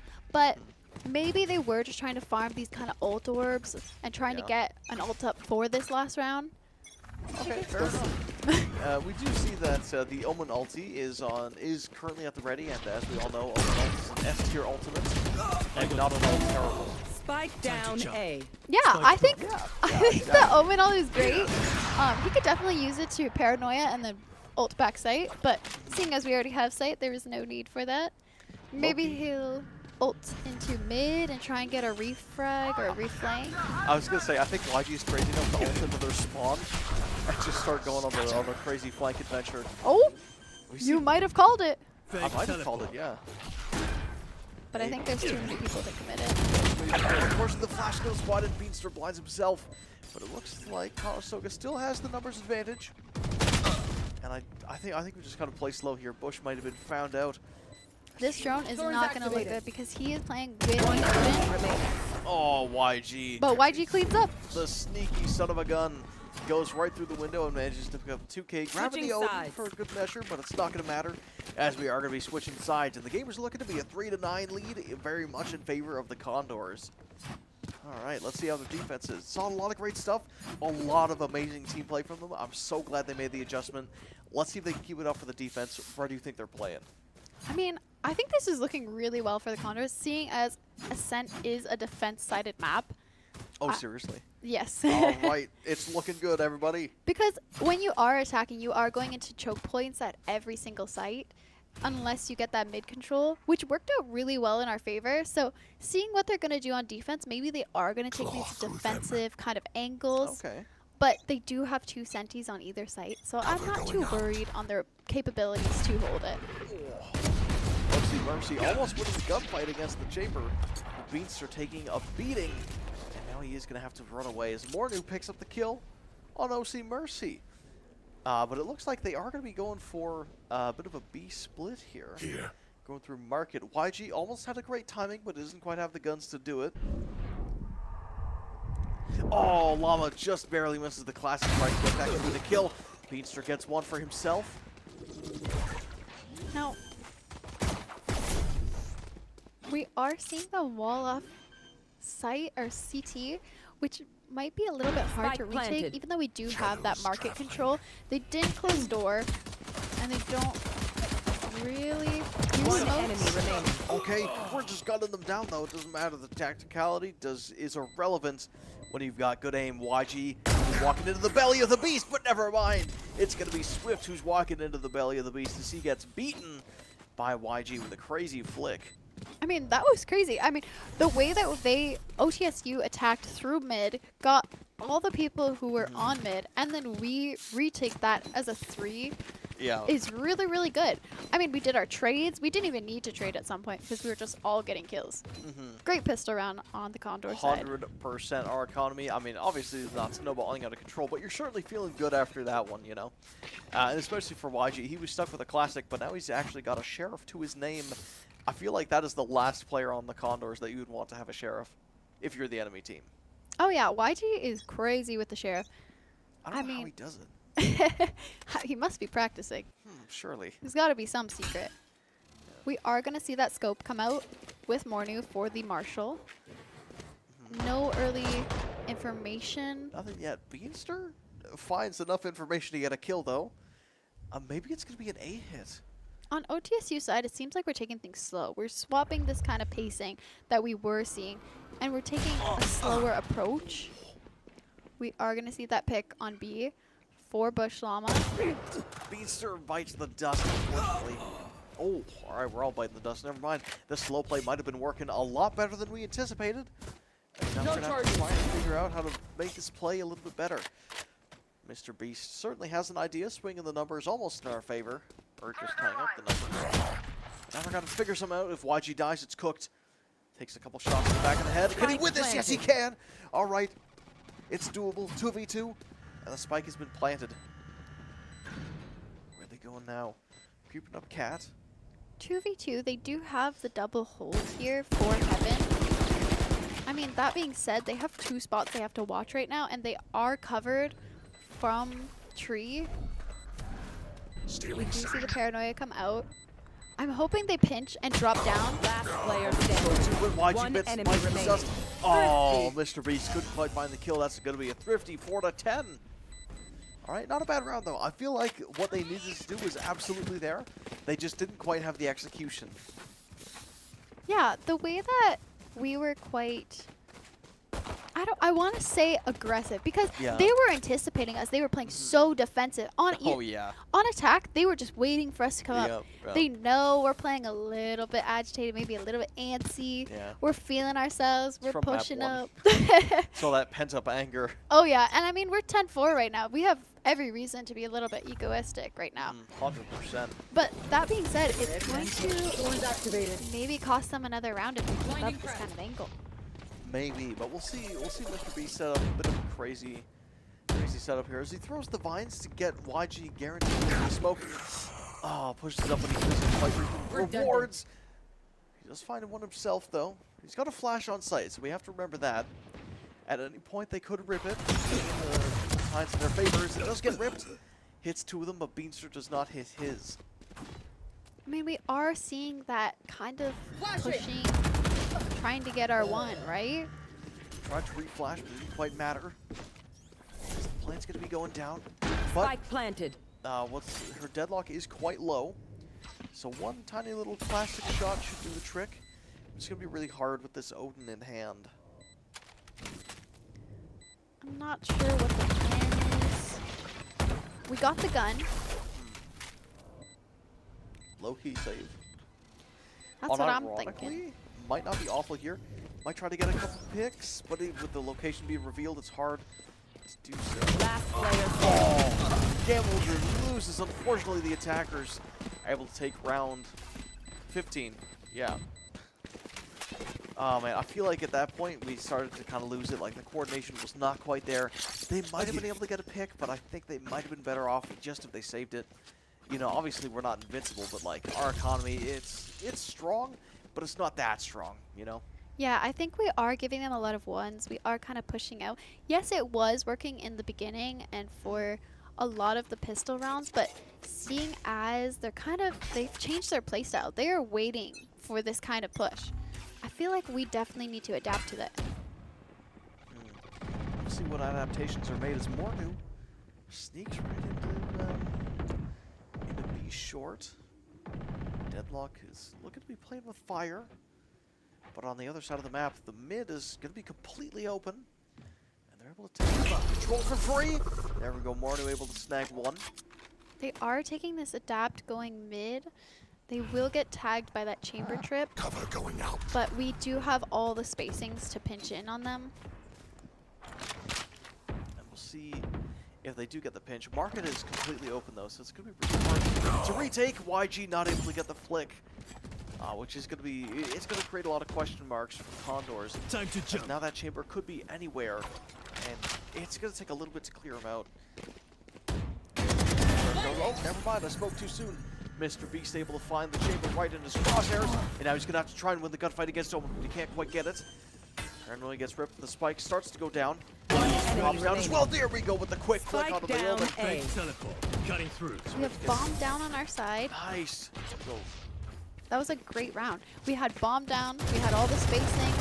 I mean, they did have a great approach going through the mid and then going through the garden. Yeah. But I find that once we got that early pick, or once they stopped getting that aggressive push, we just stopped them in their tracks. Yep, and honestly, I really do like the fact that, in terms of economy anyways, we stole the Odin, so that's quite a lot of money. Now, granted, he did buy another, but if they lose this round, that Sova is going to be broke with a capital B, so it's going to be really hard to play the game. In terms of economy, though, generally, I don't know. I feel like we're quite even, despite us winning the past few rounds. What do you think? I mean, yeah, it looks like we're going to be able to mostly full buy. They're going to be broke for three of their players, unless they sell that Odin and help another teammate out. Nah. But I mean, to be fair, if it's working, they might be keeping that up, trying to get those kind of spray controls. I mean, it is with the Sova, so you do have that ability to recon and get that kind of information to be able to spam. I'm hoping we see a little bit of a different pace, because this kind of slow pace is strategic, but you kind of want to be in the action. You kind of want to see those fights. Oh, exactly. Just get that kind of coordination with your team in terms of being your ability to push in. Well, we'll see where it goes. As You the want to pause is play? over, Let's and play. we've seen both teams start to run in once again. Chamber pops his ultimate for the side of the dogs, anyway. And it looks like they're going to be running it right up mid. But right into the llamas, Odin is going to be pretty tough. He really hates that wall, I guess. Deploying drone. Oh, I'm just kidding. I knew why he did it, but it's maybe a little bit too early. So now things are going to be quiet once again. Finns are able to take out Mr. Beast. Llama going to spray back, but not quite going to find anyone. We are pushed all the way through A, so we do have that kind of control. We are going to maybe see a fight with the Sova there. Unfortunately, it does not pay off. YG might be able to get a pick here, trying to maybe deny some space into tree. But it's not looking too good. We still have that up mid holding. Oh, sweet. Sweet does give away his position. He might be doable. Rough battle running on the bullets as well. Oh, doesn't quite get another one. Now I'm stuck at 1v5. Spike planted. Maybe just call a save. Maybe we can catch a couple of them off guard. There we go. There's one. My ult is ready. Does have his ult online, but he doesn't know where the chamber is playing right now. Might be walking right into his crosshairs. Yes, he does. As he pulls out the sheriff and just pops him. You know, I feel like the round was going good until... Yeah, what happened there? Until the chamber, like that lurk, that's a hard lurk to go by, especially with an op and on attack. You know, it doesn't give them a lot of mobility. I mean, YG definitely should have been aware of the tree push and having that player there, since they all did come from tree. But even then, you can't. It's kind of hard to estimate and play versus the op, right? Oh yeah, and especially if it's the chamber op. Like it's kind of like a super op. And same with the jet knives too, eh? Speaking of, they were just ripped. As I think we're going to be seeing another A hit for the dogs. Let's see, maybe they can get a cheeky kill on the jet. Now, wall trick. Blinding. OTSU is going to try and bait that wall, but doesn't quite get it. Oh, there we go. YG able to pick up the kill on the jet. That's actually really huge, because that's an ult and a gun off the board for the side of the dogs. So both their actual economy and their ult economy got dinged. We are seeing their chamber trying to get that information B, trying to get that lurk, maybe trying to get a pick or push up into B. Oh, Owen ult gets ripped, but I don't know how much they were able to find. Clearly barely able to find enough as OC Mercy bites the dust. But now Tame is in a really tough spot. That was unfortunate timing, dropping at the same time as they peaked. The way that they're going to execute this site is going to tell them everything. Gravnet gets popped, but now 30 seconds left. Really hard. The Yoru ult is good because it lets them know where they are. Spike Really hard for planted. Chamber to play in general. He has to break the door before being able to do anything. So we're going to push up more. One enemy remaining. Able to find 2. Can they find 3? Yes, they can. Beanstir with a 2K. And that's going to get diffused. That was a great execute. I mean, the way that we had Beanstir ulting into main and none of their teammates were main was a good way to pinch them and have that kind of control when they otherwise wouldn't have had it. Match point. I mean, we had the one person going tree, we had the one person going heaven, and we had the one person CT. It seems almost seamless. Kind of hard to hold everything at once, if you know what I mean. Oh, absolutely. And as you can see, the very little camera flash to the boys, you know, we're feeling great. The vibes are up. Everybody's smiling. And I'm hoping that this is the mentality booster that we need to really carry us into game number 3. Because I think we're going to be seeing a map number 3 unless we, like, really, really choke it. But surely that doesn't happen, right? Surely. Surely not. We are going to see the attack op and the attack Odin again. I'm hoping they use this in kind of more of... I don't know, he's using it for mid-control here. Beats are able to catch Valentine mid-dash. That is definitely going to leave them brokenhearted as Warner finds another. And it looks like it's going to be cooked. That's going to be a 5v3, 5v2. Scratch that. Thank you, YG. Able to pick up another frag for himself. He's in a bit of a rough spot. But YG on the flank. We'll be finding a crazy timing here. We are in a 2v5 situation with 1 minute left on One the board. enemy remaining. There we go, Spike 1v5. down, Can they B. find it? No, it's not flawless. Beanstir, you reported. YG able to get the final kill. Let's go, Defenders win the Defenders game. win. For map number 2, baby, we're going to game 3. I don't see a lot of excitement in your face. Come on. You know, I'm thinking game 3 is going great. That was a great map. The way that they executed all of attacking site, like, really well. I mean, the 9-3 half was a really good start to the Condors. And even going into it, the way that they kept that kind of pacing up and didn't really let them get that many rounds. We did see a few blunders, but not to worry. We were it's on all top good. again. For the last map, I'm thinking Sunset might be the make or break because we have seen them play Sunset before. I'm not sure. I believe that they were even on it. They were doing Really? okay before we got the stream cut because of Riot servers. That is correct. You know, that did happen, but I'm sure that won't I'm sure that won't happen again, right? But yeah, you're right. I think we are even on Sunset.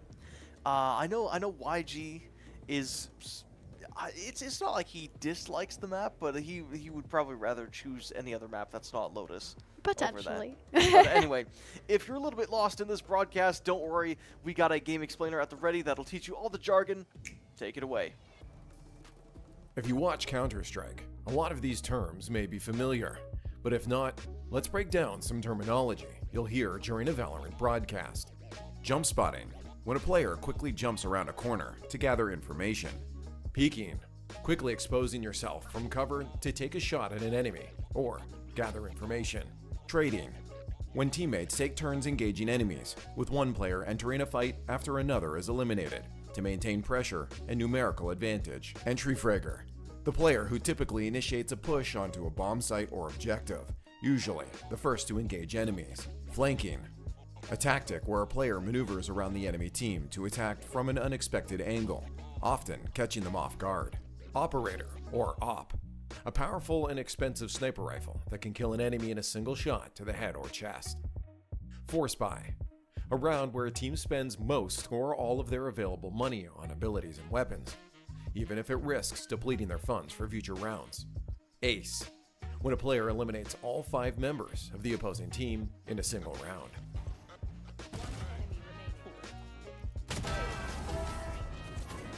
There are many more, but we hope this helps you follow the chaotic battles of Valorant.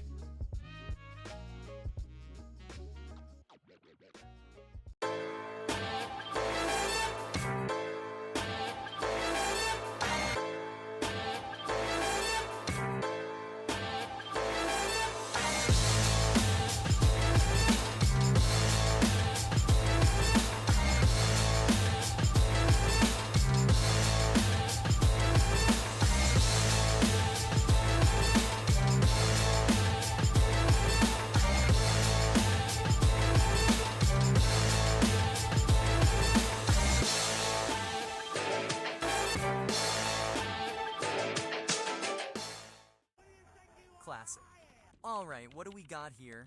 Oh, chat, this guy is cooked. Oh, pre-fire. Pop it open. Warming up those fingies. And now he's just not missing any shots? That can't be how that works. Moving on. Ooh, obelisk. And chimps in VR helmets. And a legally differentiated enough version of film score.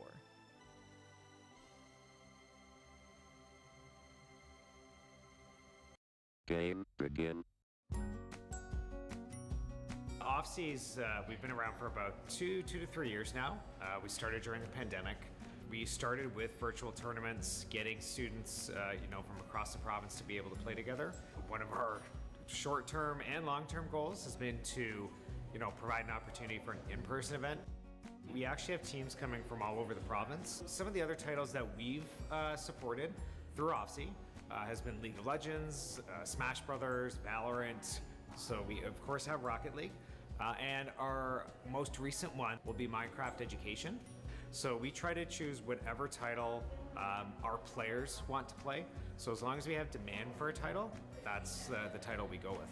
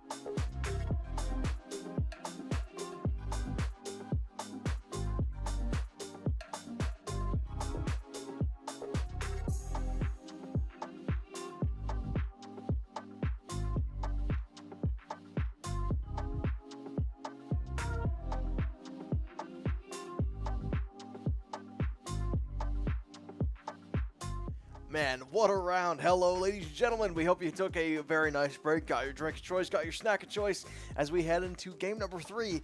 Game number 2 was a bit of a doozy. In case you missed it, the Condors were able to pull it back in a 6-13 against the Dogs. Yeah, I mean, we went a little bit crazy on that last map there.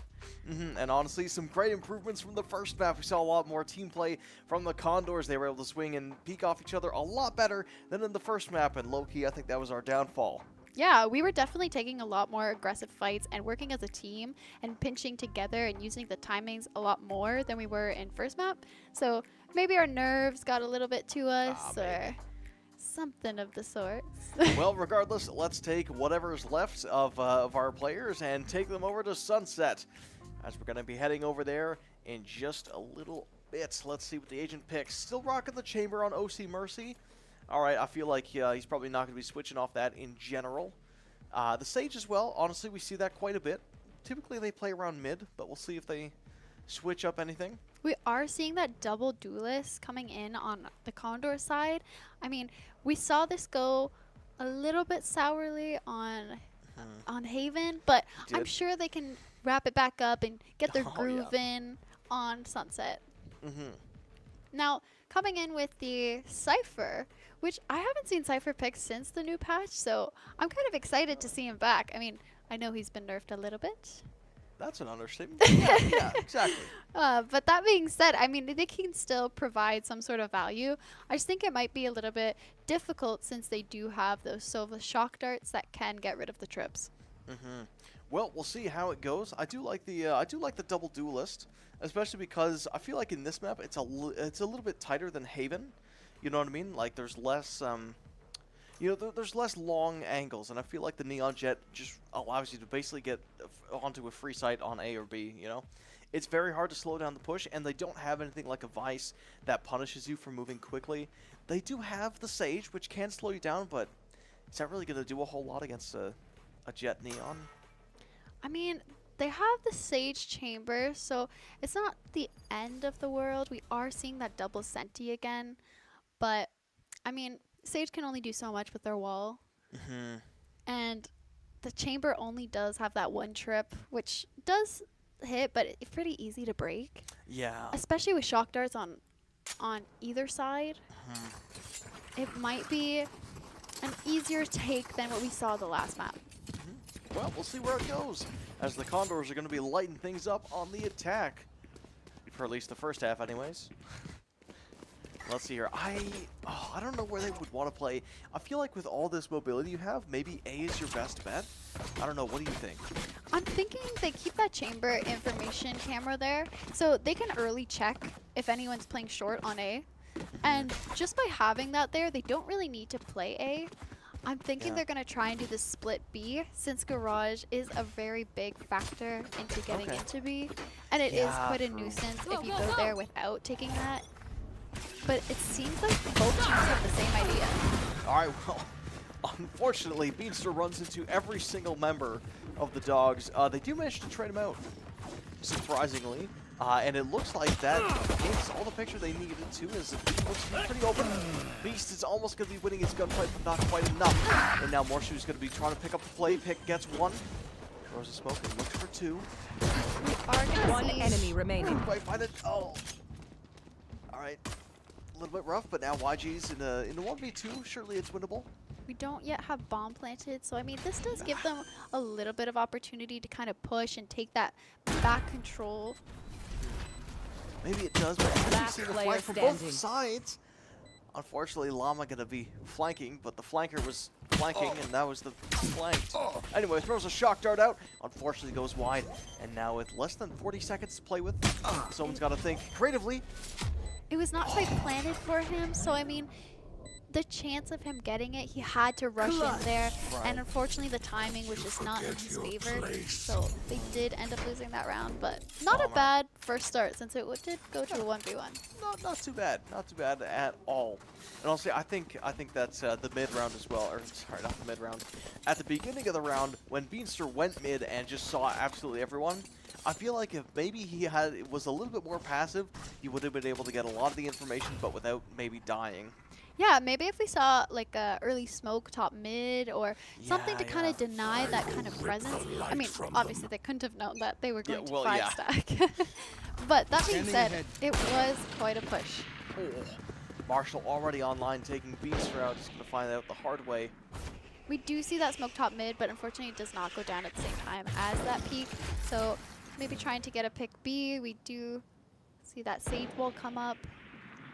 Yeah, Boo able to stall the push pretty easily, but it looks like they're going to be rotating over towards A. We do have the draw. Double stack. Marnu not able to find his kill. And YG's going to have to sneak up through Cat.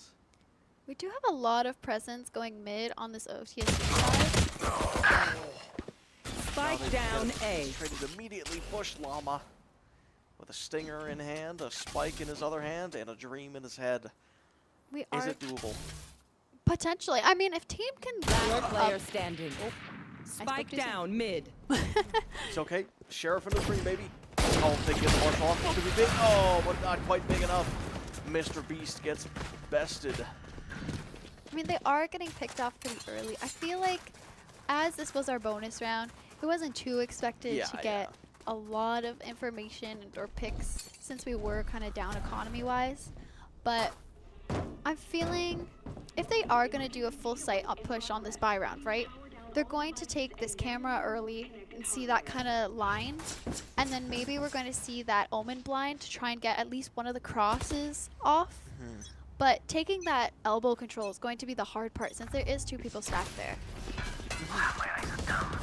Let's see where it goes as we head into round number 3. Warner gets 1 kill.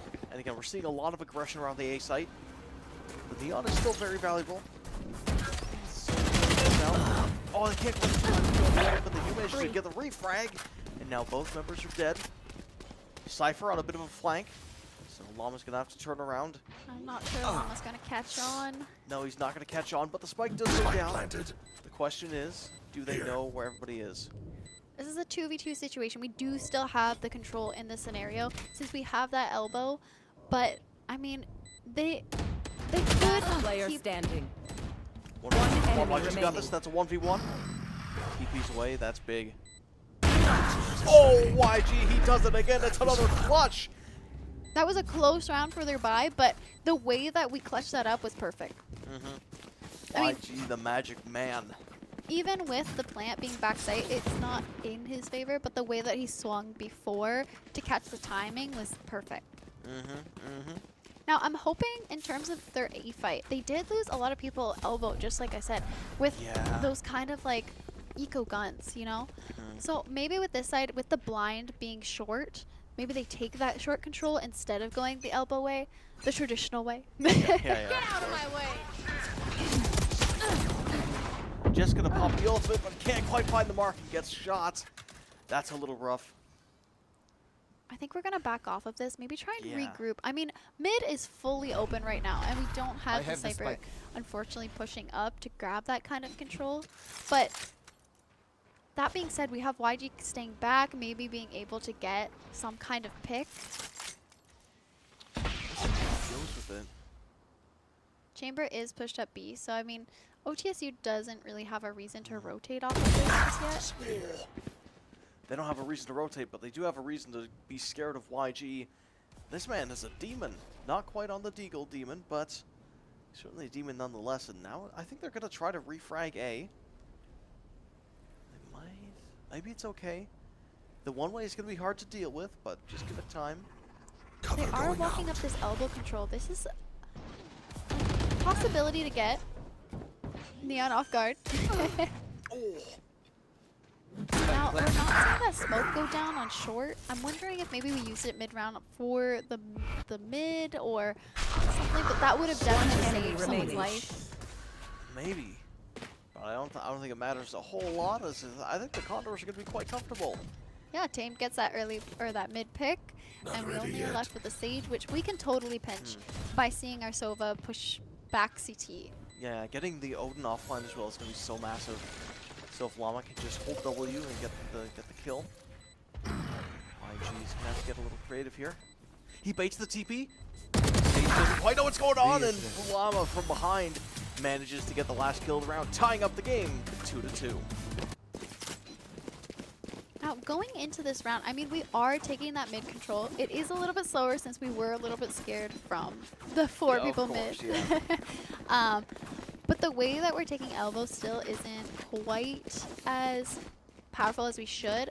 I mean, I'd love to see YG go through that mid area and blind that whole way. Since they are holding this kind of cross, right? I feel like that would be so much more beneficial. But that being said, they still would have to worry about that mid push, which is coming up strong right now. That certainly is coming up strong. Neon pops ult and finds three of them right off the bat, and now Mornu 1v5. See ya. Okay, gets one. Finds a second. But that blind is going to make everything a lot harder. Smoke. What's he got left in the tank? Daedrop going down. Oh, can't quite find the kill. Yeah, that was an unfortunate round. I mean, Neon ult is like a hard one to defeat. Yeah. We did see Mornu hit it with so much ease. But unfortunately for the other Condors, we did not see that kind of ease. I mean, kind of hard to stop. It is, yeah, especially with like how much mobility she has. It's deceptively hard to shoot her, you know? Yeah, and we don't really have a lot of things to slow or deny that kind of push. So that being said, maybe there wasn't, like maybe there's a trip that should have been placed, but either or, it's not the end of the world. Nah. But I do want to talk about that one play that you were talking about earlier, kind of sliding the Omen mid and then having him paranoia. Yeah, it is pretty strong, but you have to be very careful because the chamber could push up like he's doing right now, and you know, with his paranoia out, he's not gonna be very, you know, on guard. I should say he's not gonna have his gun out. It's gonna be very hard to make the play happen. But But that being said, even then, we should have had like a player bottom mid. We could totally hold that angle and do that kind of push. I just feel like right now, maybe we're a little bit scared. We're kind of holding off a little bit. We get the plant down, but we're not doing that kind of smoke mid. Maybe they're top backside. Maybe they're top backside, and they certainly are backside. As Beanstar finds it the hard way, and now YG's got to work his magic once again.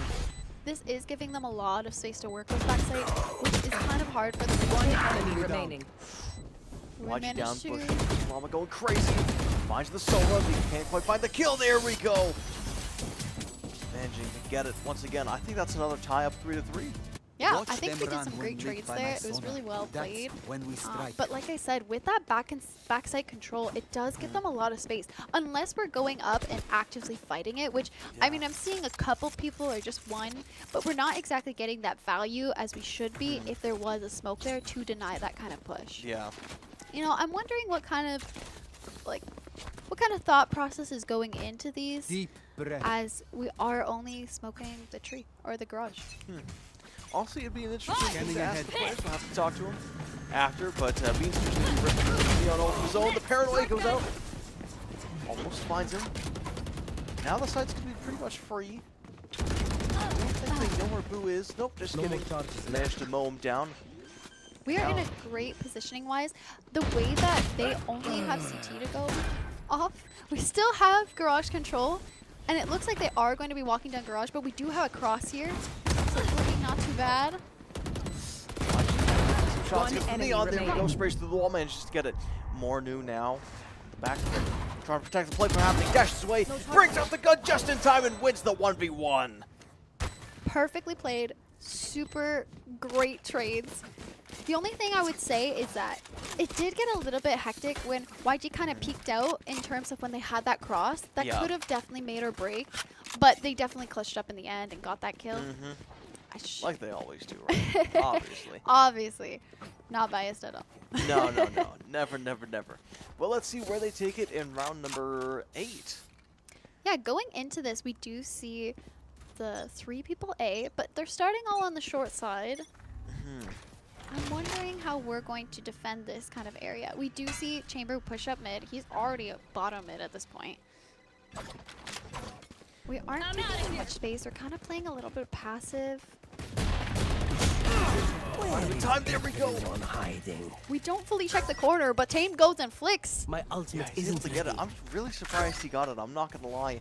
I thought that was gonna be a guaranteed kill for the Chamber, but maybe he thought that he could get more if he just waited. Mornu taking a great off angle by jumping on that box, and hopefully they keep clear of this elbow. So Beanstar gonna turn around. Push. There we go, Beanstar. One enemy remaining. Dirty Tame the Beast as well. Yeah, the way that Tamed is getting these mid-time lurks and getting these picks top mid is really making the Condors have this kind of advantage in terms of how we're playing with these numbers. And I really like how they're kind of having this pinch control, but not making it the main priority. They're not doing the split, but they're still having that kind of that presence.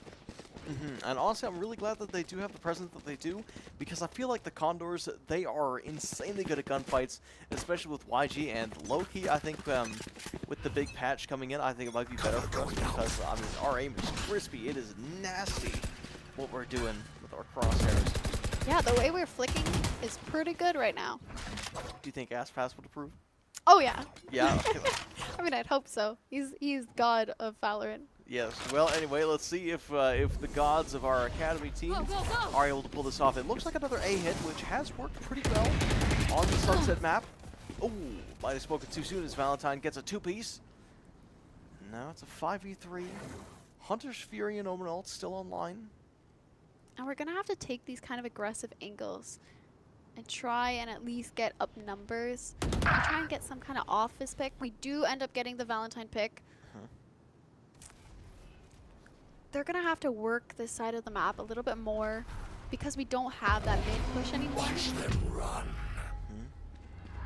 YG maybe cooking up an ult here. Goes for it. And actually sticks the spike down. Now we do have the retake coming in through CT on both short and long.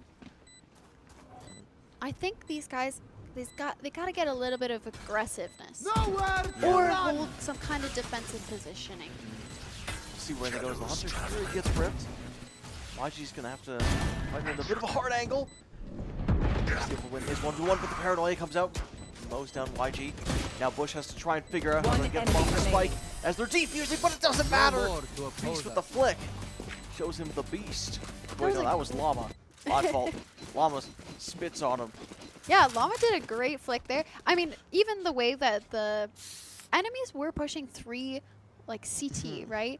And we got blinded on site, so we couldn't really do too much. But the way that we pushed out of that smoke and pushed out of short is a great like pinch. We had someone fighting this way so that this guy could escape. It was done really well, and I'm really glad to see that kind of teamwork in this team. Absolutely, yeah. And honestly, I'll be so honest, you know, not to lose faith in the Condors, but I thought it was over when the Hunter's Fury was ripped. I was like, all right, guys, pack it up. Nothing we could do. It is what it is. It's an ult gap. But they were able to hold off. And so now, if I'm not mistaken, I think the ult economy is going to be in our favor. So when we get back into the match, we'll take a look at that. Yeah, I mean, even with the Hunter's Fury, we saw YG get tagged. And usually when you have Hunter's Fury, you're going for the people that are tagged. But it seems like he was actively just going for whoever was elbow to try and get that kind of push onto site because we knew we could blind. Well, we'll see if they can do it again. As we've got 20 seconds till the next match, and actually I was wrong. I was, what I meant to say was that OTSU was very much having the ult economy, but their money, like their credits economy, is not looking so hot, with a lot of their players probably not even going to be able to full buy here, even if they wanted to. Yeah, usually you don't see a lot of timeouts on kind of economy rounds, but maybe they have some kind of strat coming in with maybe playing really defensive on our economy rounds. Opts the dash, but gets popped anyways. As OC Mercy able to get the kill. They can't quite find the Neon. Now Neon's going to be running backside, but it gets caught by Swift. Now try to push up, but he doesn't get hit by the paranoia, so he's allowed to get in there for free. We do see us take a bunch of control backside. We get picked off because the smokes weren't down early enough, but we still get the trades. We're still good in numbers for the time being. Neon gonna pop an ult. Last player standing. One enemy remaining. Last player standing. Tame the Beast not able to win the 1v1. Just barely missed his shots. Now, the way that our Condors are working, we planted a little bit more backside. We definitely could have taken that control before Neon popped the ult. I'm wondering what was their plan by staying on site. I mean, it's not a bad play, but you definitely, if you're going to play and you know that Neon ult is up, you kind of want that aggressiveness, or at least to get some kind of a timing, so that way when they do execute, you can kind of have more of map control. Well, honestly, I do like the map control aspect of things from OTSU. You know, like, the Sage Wall really puts a damper on a lot of the plays. We've seen them use it a couple times to kind of sneak into those off angles or just deny an area of pushing, like in the mid. Which, honestly, it's very versatile, but yeah, in those kinds of situations, it is very hard to use it because you're caught between a rock and a hard place. Because if you wall off the wrong thing, then you're just going to let Conestoga have a free entry on a site because you can't see past the wall, but neither can they. Yeah, the OTSU was starting off as a 4-man stack A, and now they've rotated to 3 people going top mid.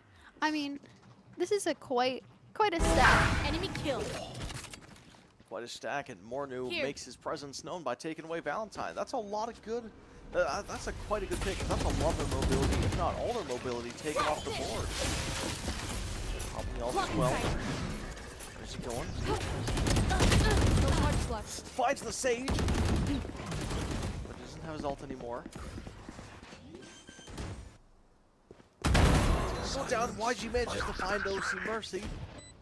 And we still have a lot to work with in terms of map control. And I mean, Garage, we have full control of that. We had full control of mid. We know they're not going to come from Garage. It's all going to be CT. We do see the blind. Oh, Paranoia comes in, but so does the rest of his team. The Condor is able to pick it up once again in a 4-7. Honestly, it's Last looking pretty round good for in map the number half. 3. Yeah, last round going into it, we are 4-7 with us being up on the numbers. This should do. This is a That being said, it's looking good going into the half. And honestly, the Jays are looking really good too with a 5-4 lead. Top of the 7th. Let's go Jays. First time in like, what, 16 years goes we've been doing here. this good. Let's keep her going. I think the Condors are going to be on a bit of a generational run as well because historically, I think this has been our best year for Valorant. My camera is The fight destroyed. for first place here. One team is going to be going home hanging the second place medal around their head. And it looks like it might not be the Condors, but we'll see what the Dogs have in store. And we are playing a little bit defensive. We are doing a default where we're kind of sporadic. We're not full committing to a site yet, but we are kind of feeling the mid. We do see that Sage wall. We're going to break it down. I mean, we are leaning heavy B right now. I'm not sure how it's going to pan out since we are going into a stack at this moment. But Jet does manage to get up mid. Try and get some information. They will have to give the space though because they did get spotted by the drone.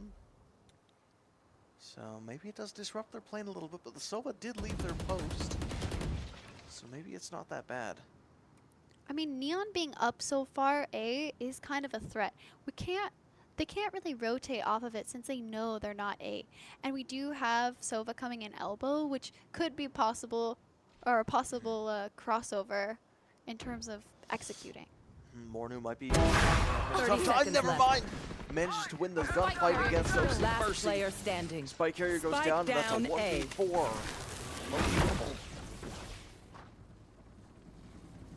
It's gonna be rough, but I think he's got it. Oh, I lied. All right, that's gonna be an ace for Valentine. That was insane. I mean, That was quite that insane. happened so Switching fast. That did happen so fast. Honestly, if we were gonna break it down there, what do you think happened in that round? I mean, Neon kind of just ran and got 4. I mean, I think it must have been some kind of lack of clearing your corners or... Ah, I see, I see. I mean, they did have this kind of crossover. Maybe they were all looking elbow and didn't react to the person short. But for them to be down so fast, I mean, who knows? Maybe Valentine's feeling himself and getting all the flicks early on. Yeah, you know what? Fair enough. Maybe that confidence booster is going to be what they need to pull this round or to pull this game back.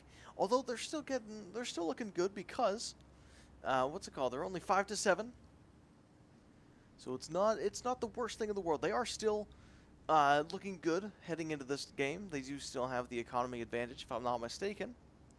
Yeah, going into this half, I think, honestly, we had Mornu pull out the up on attack, so surely he pulls it out on defense. Surely. I'm thinking we're going to try on this pistol round to get like an aggressive angle with that Omen blind, potentially having him mid-sight, being able to do that blind down A main, and then having that kind of fight with the Jet. Cypher can lock down B on his own, and we could have that Neon fight with A.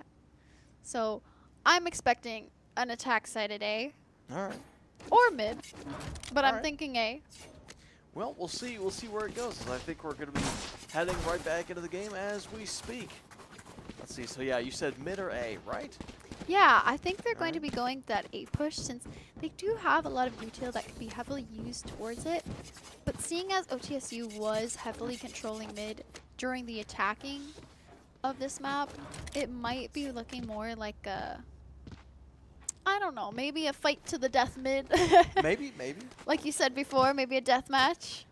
low-key, that'd be pretty cool to watch. I think it's going to be a little bit slower, though. I'm not going to lie. I feel like after that last one, the vibes are still up, but it's going to be really hard. The other Neon just got an ace in, like, what, 5 seconds, so it's going to be really hard to pull it back mentally. So maybe they just do want to play it back, kind of feel things out for now. Yeah, they do get this mid control, and they get B main control. They have full B to work with, as well as we have a chamber lurking mid to try and get these kind of picks, which they get traded. They get one, but they get traded.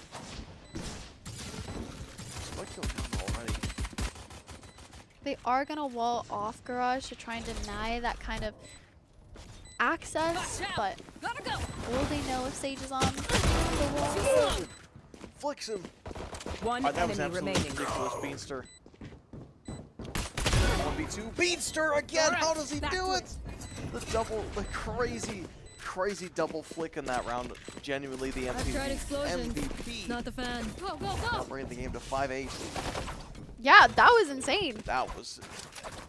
what's his name? Not Aspen. Aspas would absolutely approve of that. Yeah, that flick was great. I mean, even though they didn't realize that Sage was on the wall, it didn't matter. He flicked perfectly. It really didn't matter. He slid right in. It was all confident. It's like watching the Matrix, He's running there, not a care in the world. Bullets were flying right past him. Just wham, wham. And they were just 2 people dead. Let's see if he can carry that momentum into this round. It looks like Conestoga has the wrong read, and I think the Dogs are hoping for a B hit.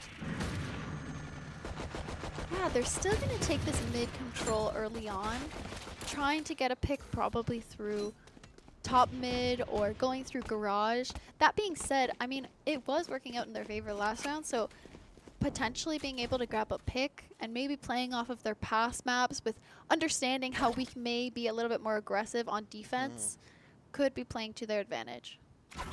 Well, we'll see where the advantage lies. As now things are actually very slow. Conestoga, unfortunately, in the numbers disadvantage. With a minute left, anything could happen. We do have a lot of control A. We have that double hold watching. So being able to get this pick from Chamber slowly creeping up and them slowly going A might make or break this match. Beanster, if he's got a concuss, he might want to use it. Pops one. Spike down A. Unfortunately, Bob was not so lucky. He was just barely able to avoid their crosshairs.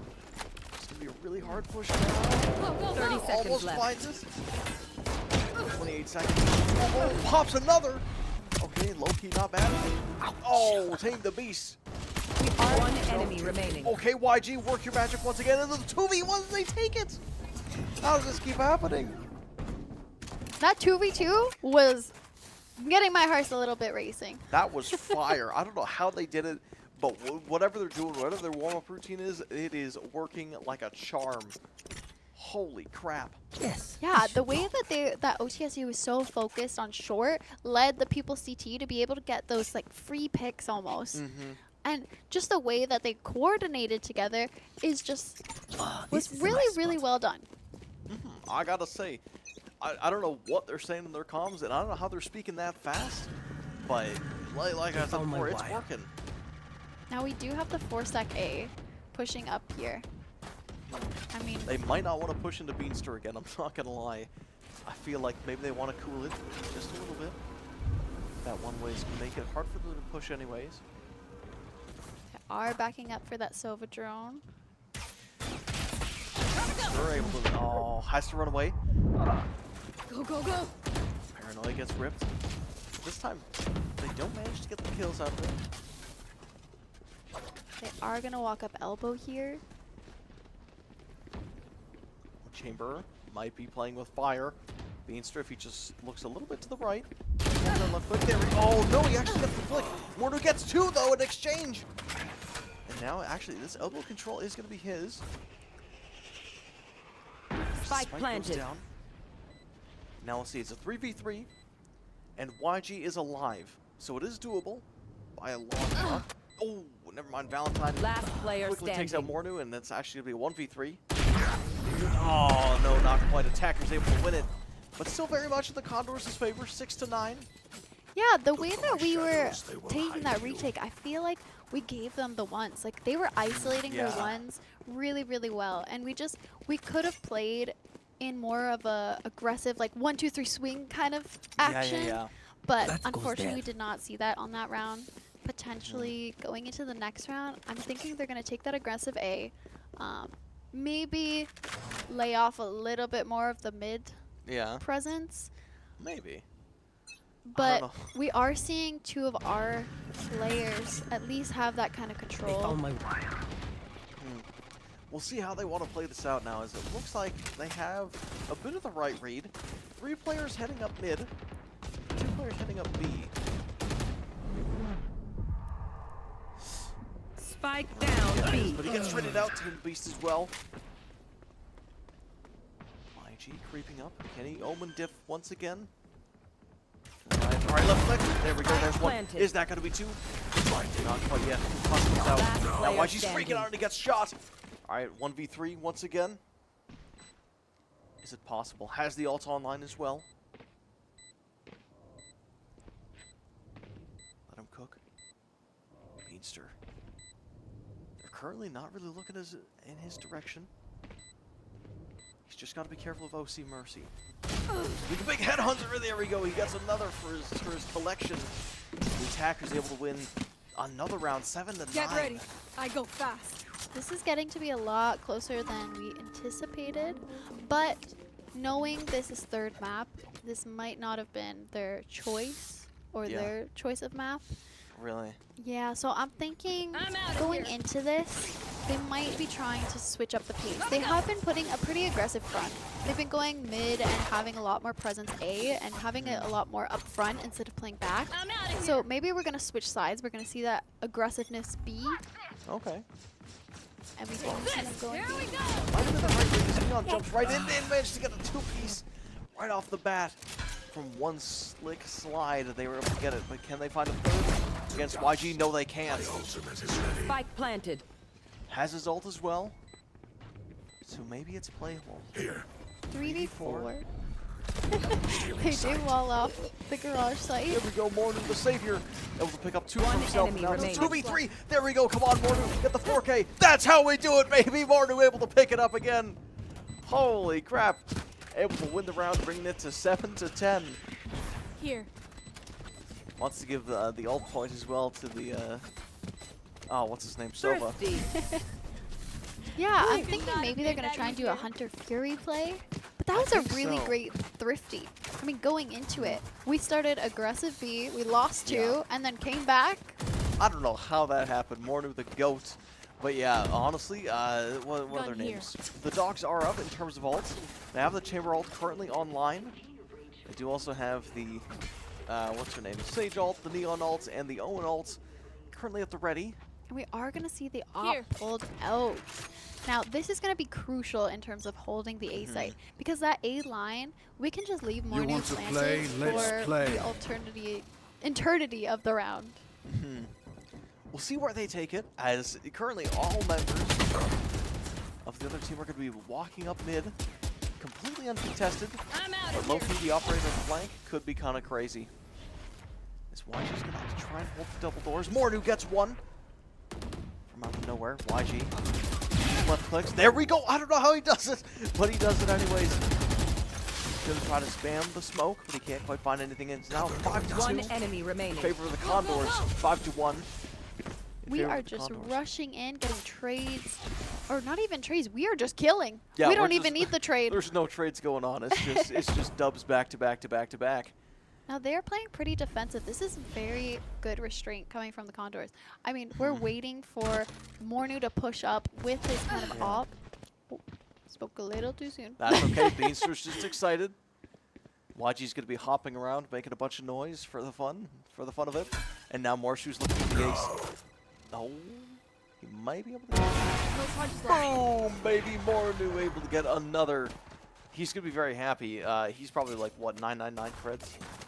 Oh, yeah. He's extremely rich. He's had the op for a couple rounds. Oh, I lied. Never mind. That's gonna be the second and final timeout for the attackers. Let's talk about what we've been seeing in the last couple rounds. Bunch of crazy stuff, no doubt. Yeah, so, I mean, This is not at all how I expected the Condors to play, but they are showing like more passiveness. They aren't automatically fighting the mids. They aren't showing that kind of defensive line where they're doing the Omen paranoia. And I mean, they are trying to go off sound, which is admirable and very good, because OTSU is not giving them any fast pushes at all. They're denying a lot of fast stuff. They're getting so much information, getting picks off. But we seem to be countering in the retakes and kind of the post-plant scenarios. Oh, yeah. We've seen a lot of really good post-plant stuff, especially in those really clutch moments where it seems completely unwinnable, where they've got the numbers advantage, and somehow we just pull it off. Like in a couple rounds ago, what was his name? Whoever's playing Jet, they were able to pop the ult, getting a 4K out of nowhere pretty much, and it completely swung the round. So let's hope that we can see it for these last 2 rounds. 7-11, no pizza. Let's go. Oh, yeah. We're seeing that B Cypher hold, which is great. We're not seeing a lot of that camera, which I'm kind of interested in where he's going to be putting it, or where he gets that information. That being said, we are going to see the push mid. Okay, Beans against 1. You will not kill my allies. The Sage ult comes out, so it's still a 5v3, but YG is on the board. And unfortunately, the op does get dropped. They are going to take that mid top and going all the way to A. Bush Llama can hear this, so he is calling his team over, but Cypher is going to push up. Chamber is going to be lurking. Oh, but it doesn't matter. YG, there we go. All right, low-key winnable. 3v3, Hunter Spear ripped as well. Flight is go down. You managed to avoid it. Great chip damage anyways. Sage almost dead. They're going to have to heal. Spike planted. YG's going to start ulting somewhere. Has to cancel as they're so pushing by. 3v3. Shock Dart gets ripped. YG with 10 health remaining.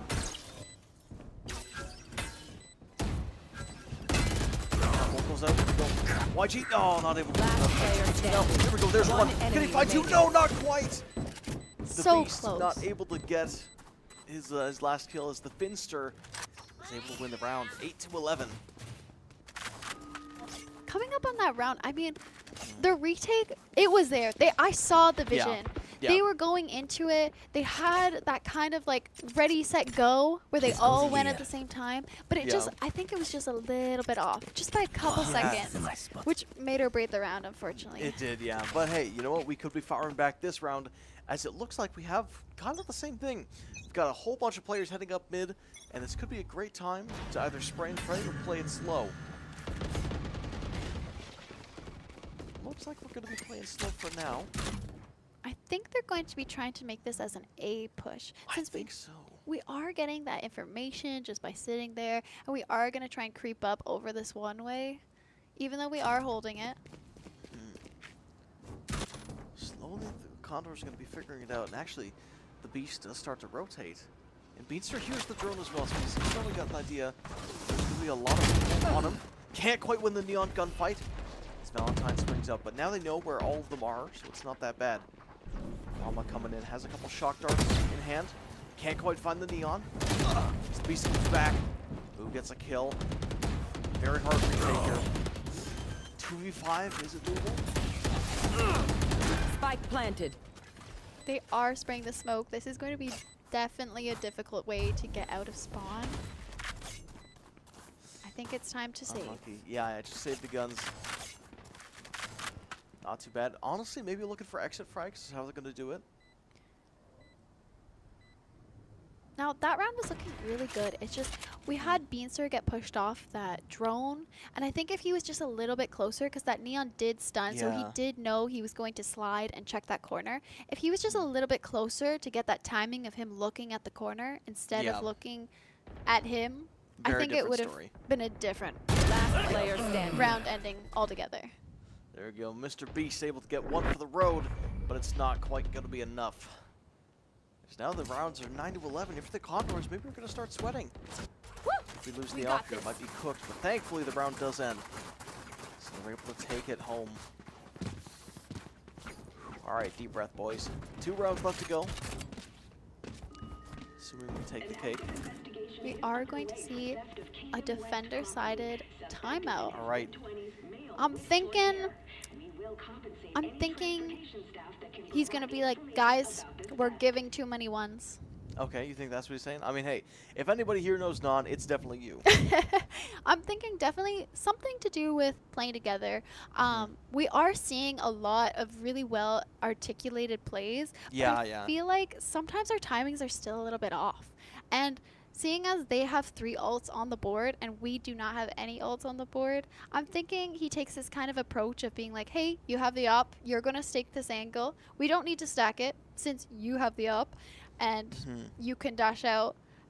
I think we're going to take that maybe a mid presence, maybe tap more pressure there. Okay. Have that Neon get a little bit more aggressive as the Jet kind of holds that op. And then see that Cypher put the camera maybe main or trying to watch that angle instead of playing a little bit more close. Like, we do see him play these kind of closer angles, which I feel like, even if they aren't hitting B, could definitely be a disadvantage for us. Yeah, absolutely. Well, we'll see if the adjustments do make a difference. As, I mean, already we're seeing kind of the same, similar kind of a setup with the Cypher holding down everything on the B site. But I don't think he knows that there's 2 people currently pushing up. Never mind, he just figured it out. So we do see that Jet holding that op line, which is perfect because that gives us a lot of space to rotate mid since they were taking a lot of control mid here. Maybe we're able to find that lurk. We are able to trade the lurk, which makes us at even numbers. Not bad. They are going to be approaching A on here. The op might be pushed off because of the drone. Does have to be pushed off. If he doesn't get seen, it's still quite good. YG's got a bit of an angle as well. So this could be a good lurk timing. Oh, there we go. More to be able to get 1. That's what we need. 4v3. Able to find 2. Even enough numbers. Okay, Ob gets missed. Okay, goes into the classic. Can he win it? No, not quite. Swift gets the kill. He does get him down some damage, which is good in our position right now. 2v2 scenario. 30 seconds left. Oh, they do give up the B site though. It's going to allow them a free plant. Cover going out. Bomb is planted. They're just going to have to do this retake very strategically. I'm predicting that OTSU is going to push up and try and get this 1 pick because that will give them the advantage here. But seeing as 1 person is main, 1 person is garage. Last player standing. 1 enemy remaining. We get the trade. 1v1. We're both a little bit down. Oh, couldn't quite find it. As Swift waiting in the smoke takes him down. Now we're 10 to 11. Jeez. Really close rounds here. I'm seeing, if we are just closer, a little bit together, you know, I'm seeing a lot of pushing and not following. I mean, YG pushed in, we got the trade, but that was almost catastrophic because the timing on that could have made or break. Anyway. Made or break this round. And going into this next round, I'm thinking we're going to do a little bit of the same kind of approach. Yeah. We're going to have the one... Oh, never mind. We're going to fully rotate off of this. Go, go, go. Oh, couldn't quite find it. Valentine gets on dip.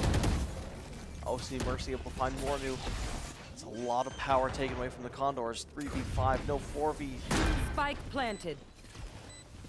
We do end up getting walled off garage side.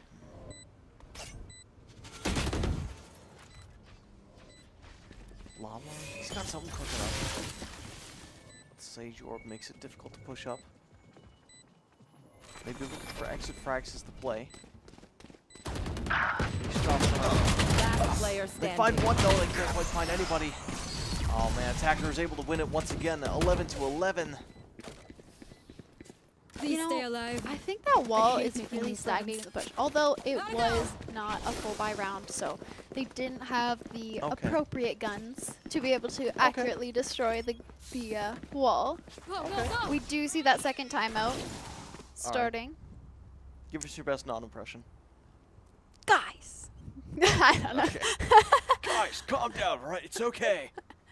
We just have to use our guns together. Yeah, you know, I'm thinking maybe since we have that op up, maybe he calls the op again because that is a great value gun and it showed yeah. in the last round. Oh, we yeah. were just a little bit off.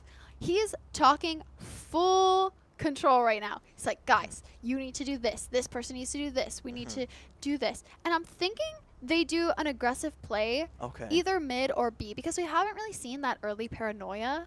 We've seen the op being used to just hold down this specific area, but we haven't seen the other side of it. We do have a neon.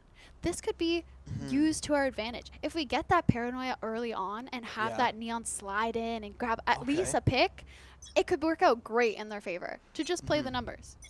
Well, hey, we'll see. I think in terms of the ultimates, we're going to be close on the neon ult. So if we're able to get a couple kills, this could be really, really quite good. The only issue is that the dogs have currently 4 ults on the board. Chamber having his on right now. You want to 100% play? able to Let's be play. ripped at any moment as well. We are going to see that. Are we seeing an op on Cypher's side? Wait, what? There's no way. Oh, never mind. Never mind. I totally misread. That's okay. I was going to say, like, that would have been a crazy play. Okay, Cypher is getting planted deep, which is great for information. We do have that drone going out to see anyone mid or lurking, since they have been lurking quite a bit. And we do have that neon holding the A line. So it is denying a lot of entry for that op. I'm out of here. Sadly, Beast pushed off of his angle. No, they do manage to find a pick. Now the picture is painted with the side roll. Healing everybody. YG able to find one. Can he find 2? No, not YG. He does know where he is. Mr. Beast able to get 1. Cage gets triggered. One enemy remaining. Yes, he can! Now it's a 1v3. I think we're able to take this. Swift trying to push up, trying to get anything at all. The Beanster holding. Oh, no, he actually does. 30 seconds left. Watch them. Free plant. No, but he didn't quite juke them. So it looks like Llama still has the right read. Spike planted. I'm thinking Swift could win this if he takes this early aggression, which he is going to go for. We just have to expect that. Last player standing. And he doesn't expect it. Llama, unfortunately, not going to feel it. Now Swift with a 3K. Now, the smart play would be to wait for bomb tap and paranoid. See, okay, paranoid is a little bit early. Team the Beast able to spray, but not able to pray. And that's actually going to be a clutch for Swift. 12-11. Match point. Put them to That is sleep. rough. That round was very winnable. I mean, we saw the Cypher and I believe the Jet pushed up all the way into B main. They had full control. All they had to deal with is mid and a little bit of garage potentially. But for the most part, they had A control because they had the op line. They had B on lock since they had Cypher pushed up. It just came down to that 1v2 where we had to play together. Hi, I'm pissed. Well, we'll see where it goes. As Morty pops his ulti, or has it on the board. Then with YG, he's going to be ulting in. Maybe they create an off angle. Their neon is pushed up in this There we go, snap there's Spike one. planted. Neon is pushed up. But, You will not kill my ally.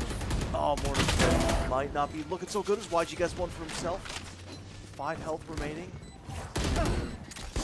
Last player Gets standing. copped as well. Tame the Beast in the 1v4. I don't think it's possible. Attackers win 13-11. What a heartbreaker. Oh man, that sucks. The GGs are called and the dogs beat the birds. Sunset, wow. All right, Haven. It was a little bit rocky. What was the second map? Abyss, I think it was. We were looking really good. In Sunset, we were both teams were looking really good, but unfortunately, the dogs had, you know, they just had more bark and bite. Yeah, I mean, when it came to when it came to Ascent, they were going full in, and they were getting dominated, or they were dominating on attack. But when it came down to going into this half, I feel like they did so much on attack to just lose it all in defense. Well, honestly, regardless, I think it was a great series that we got to see. A lot of developments as well. In the first map, we saw the Condors being extremely aggressive, but not really playing with each other. In the second map, we saw them play a lot together. Saw them play together a lot more. And then in the third map, they were still playing together, but in the end, the dogs just got the best of us. Yeah, I feel like we definitely have a little bit of work to do, but we'll come back. And this isn't over. Of course not. We still got, I believe, our 200 kills on a couple people today. Yeah, absolutely, we did. I don't have the stats in front of me right now, but I think 3 of our 5 players were able to hit that 200 mark. Yeah, that's a great Awesome. improvement. Not bad. Overall worth it. But hey, if you want to catch the follow-up between the dogs and the birds, with the dogs unfortunately going to be number 1 in the NECC standings, make sure you stick around and follow us on Twitter and Instagram at Condors Esports. With that, I've been Angry and my co-host Ella, and we'll see you later. Have a good one.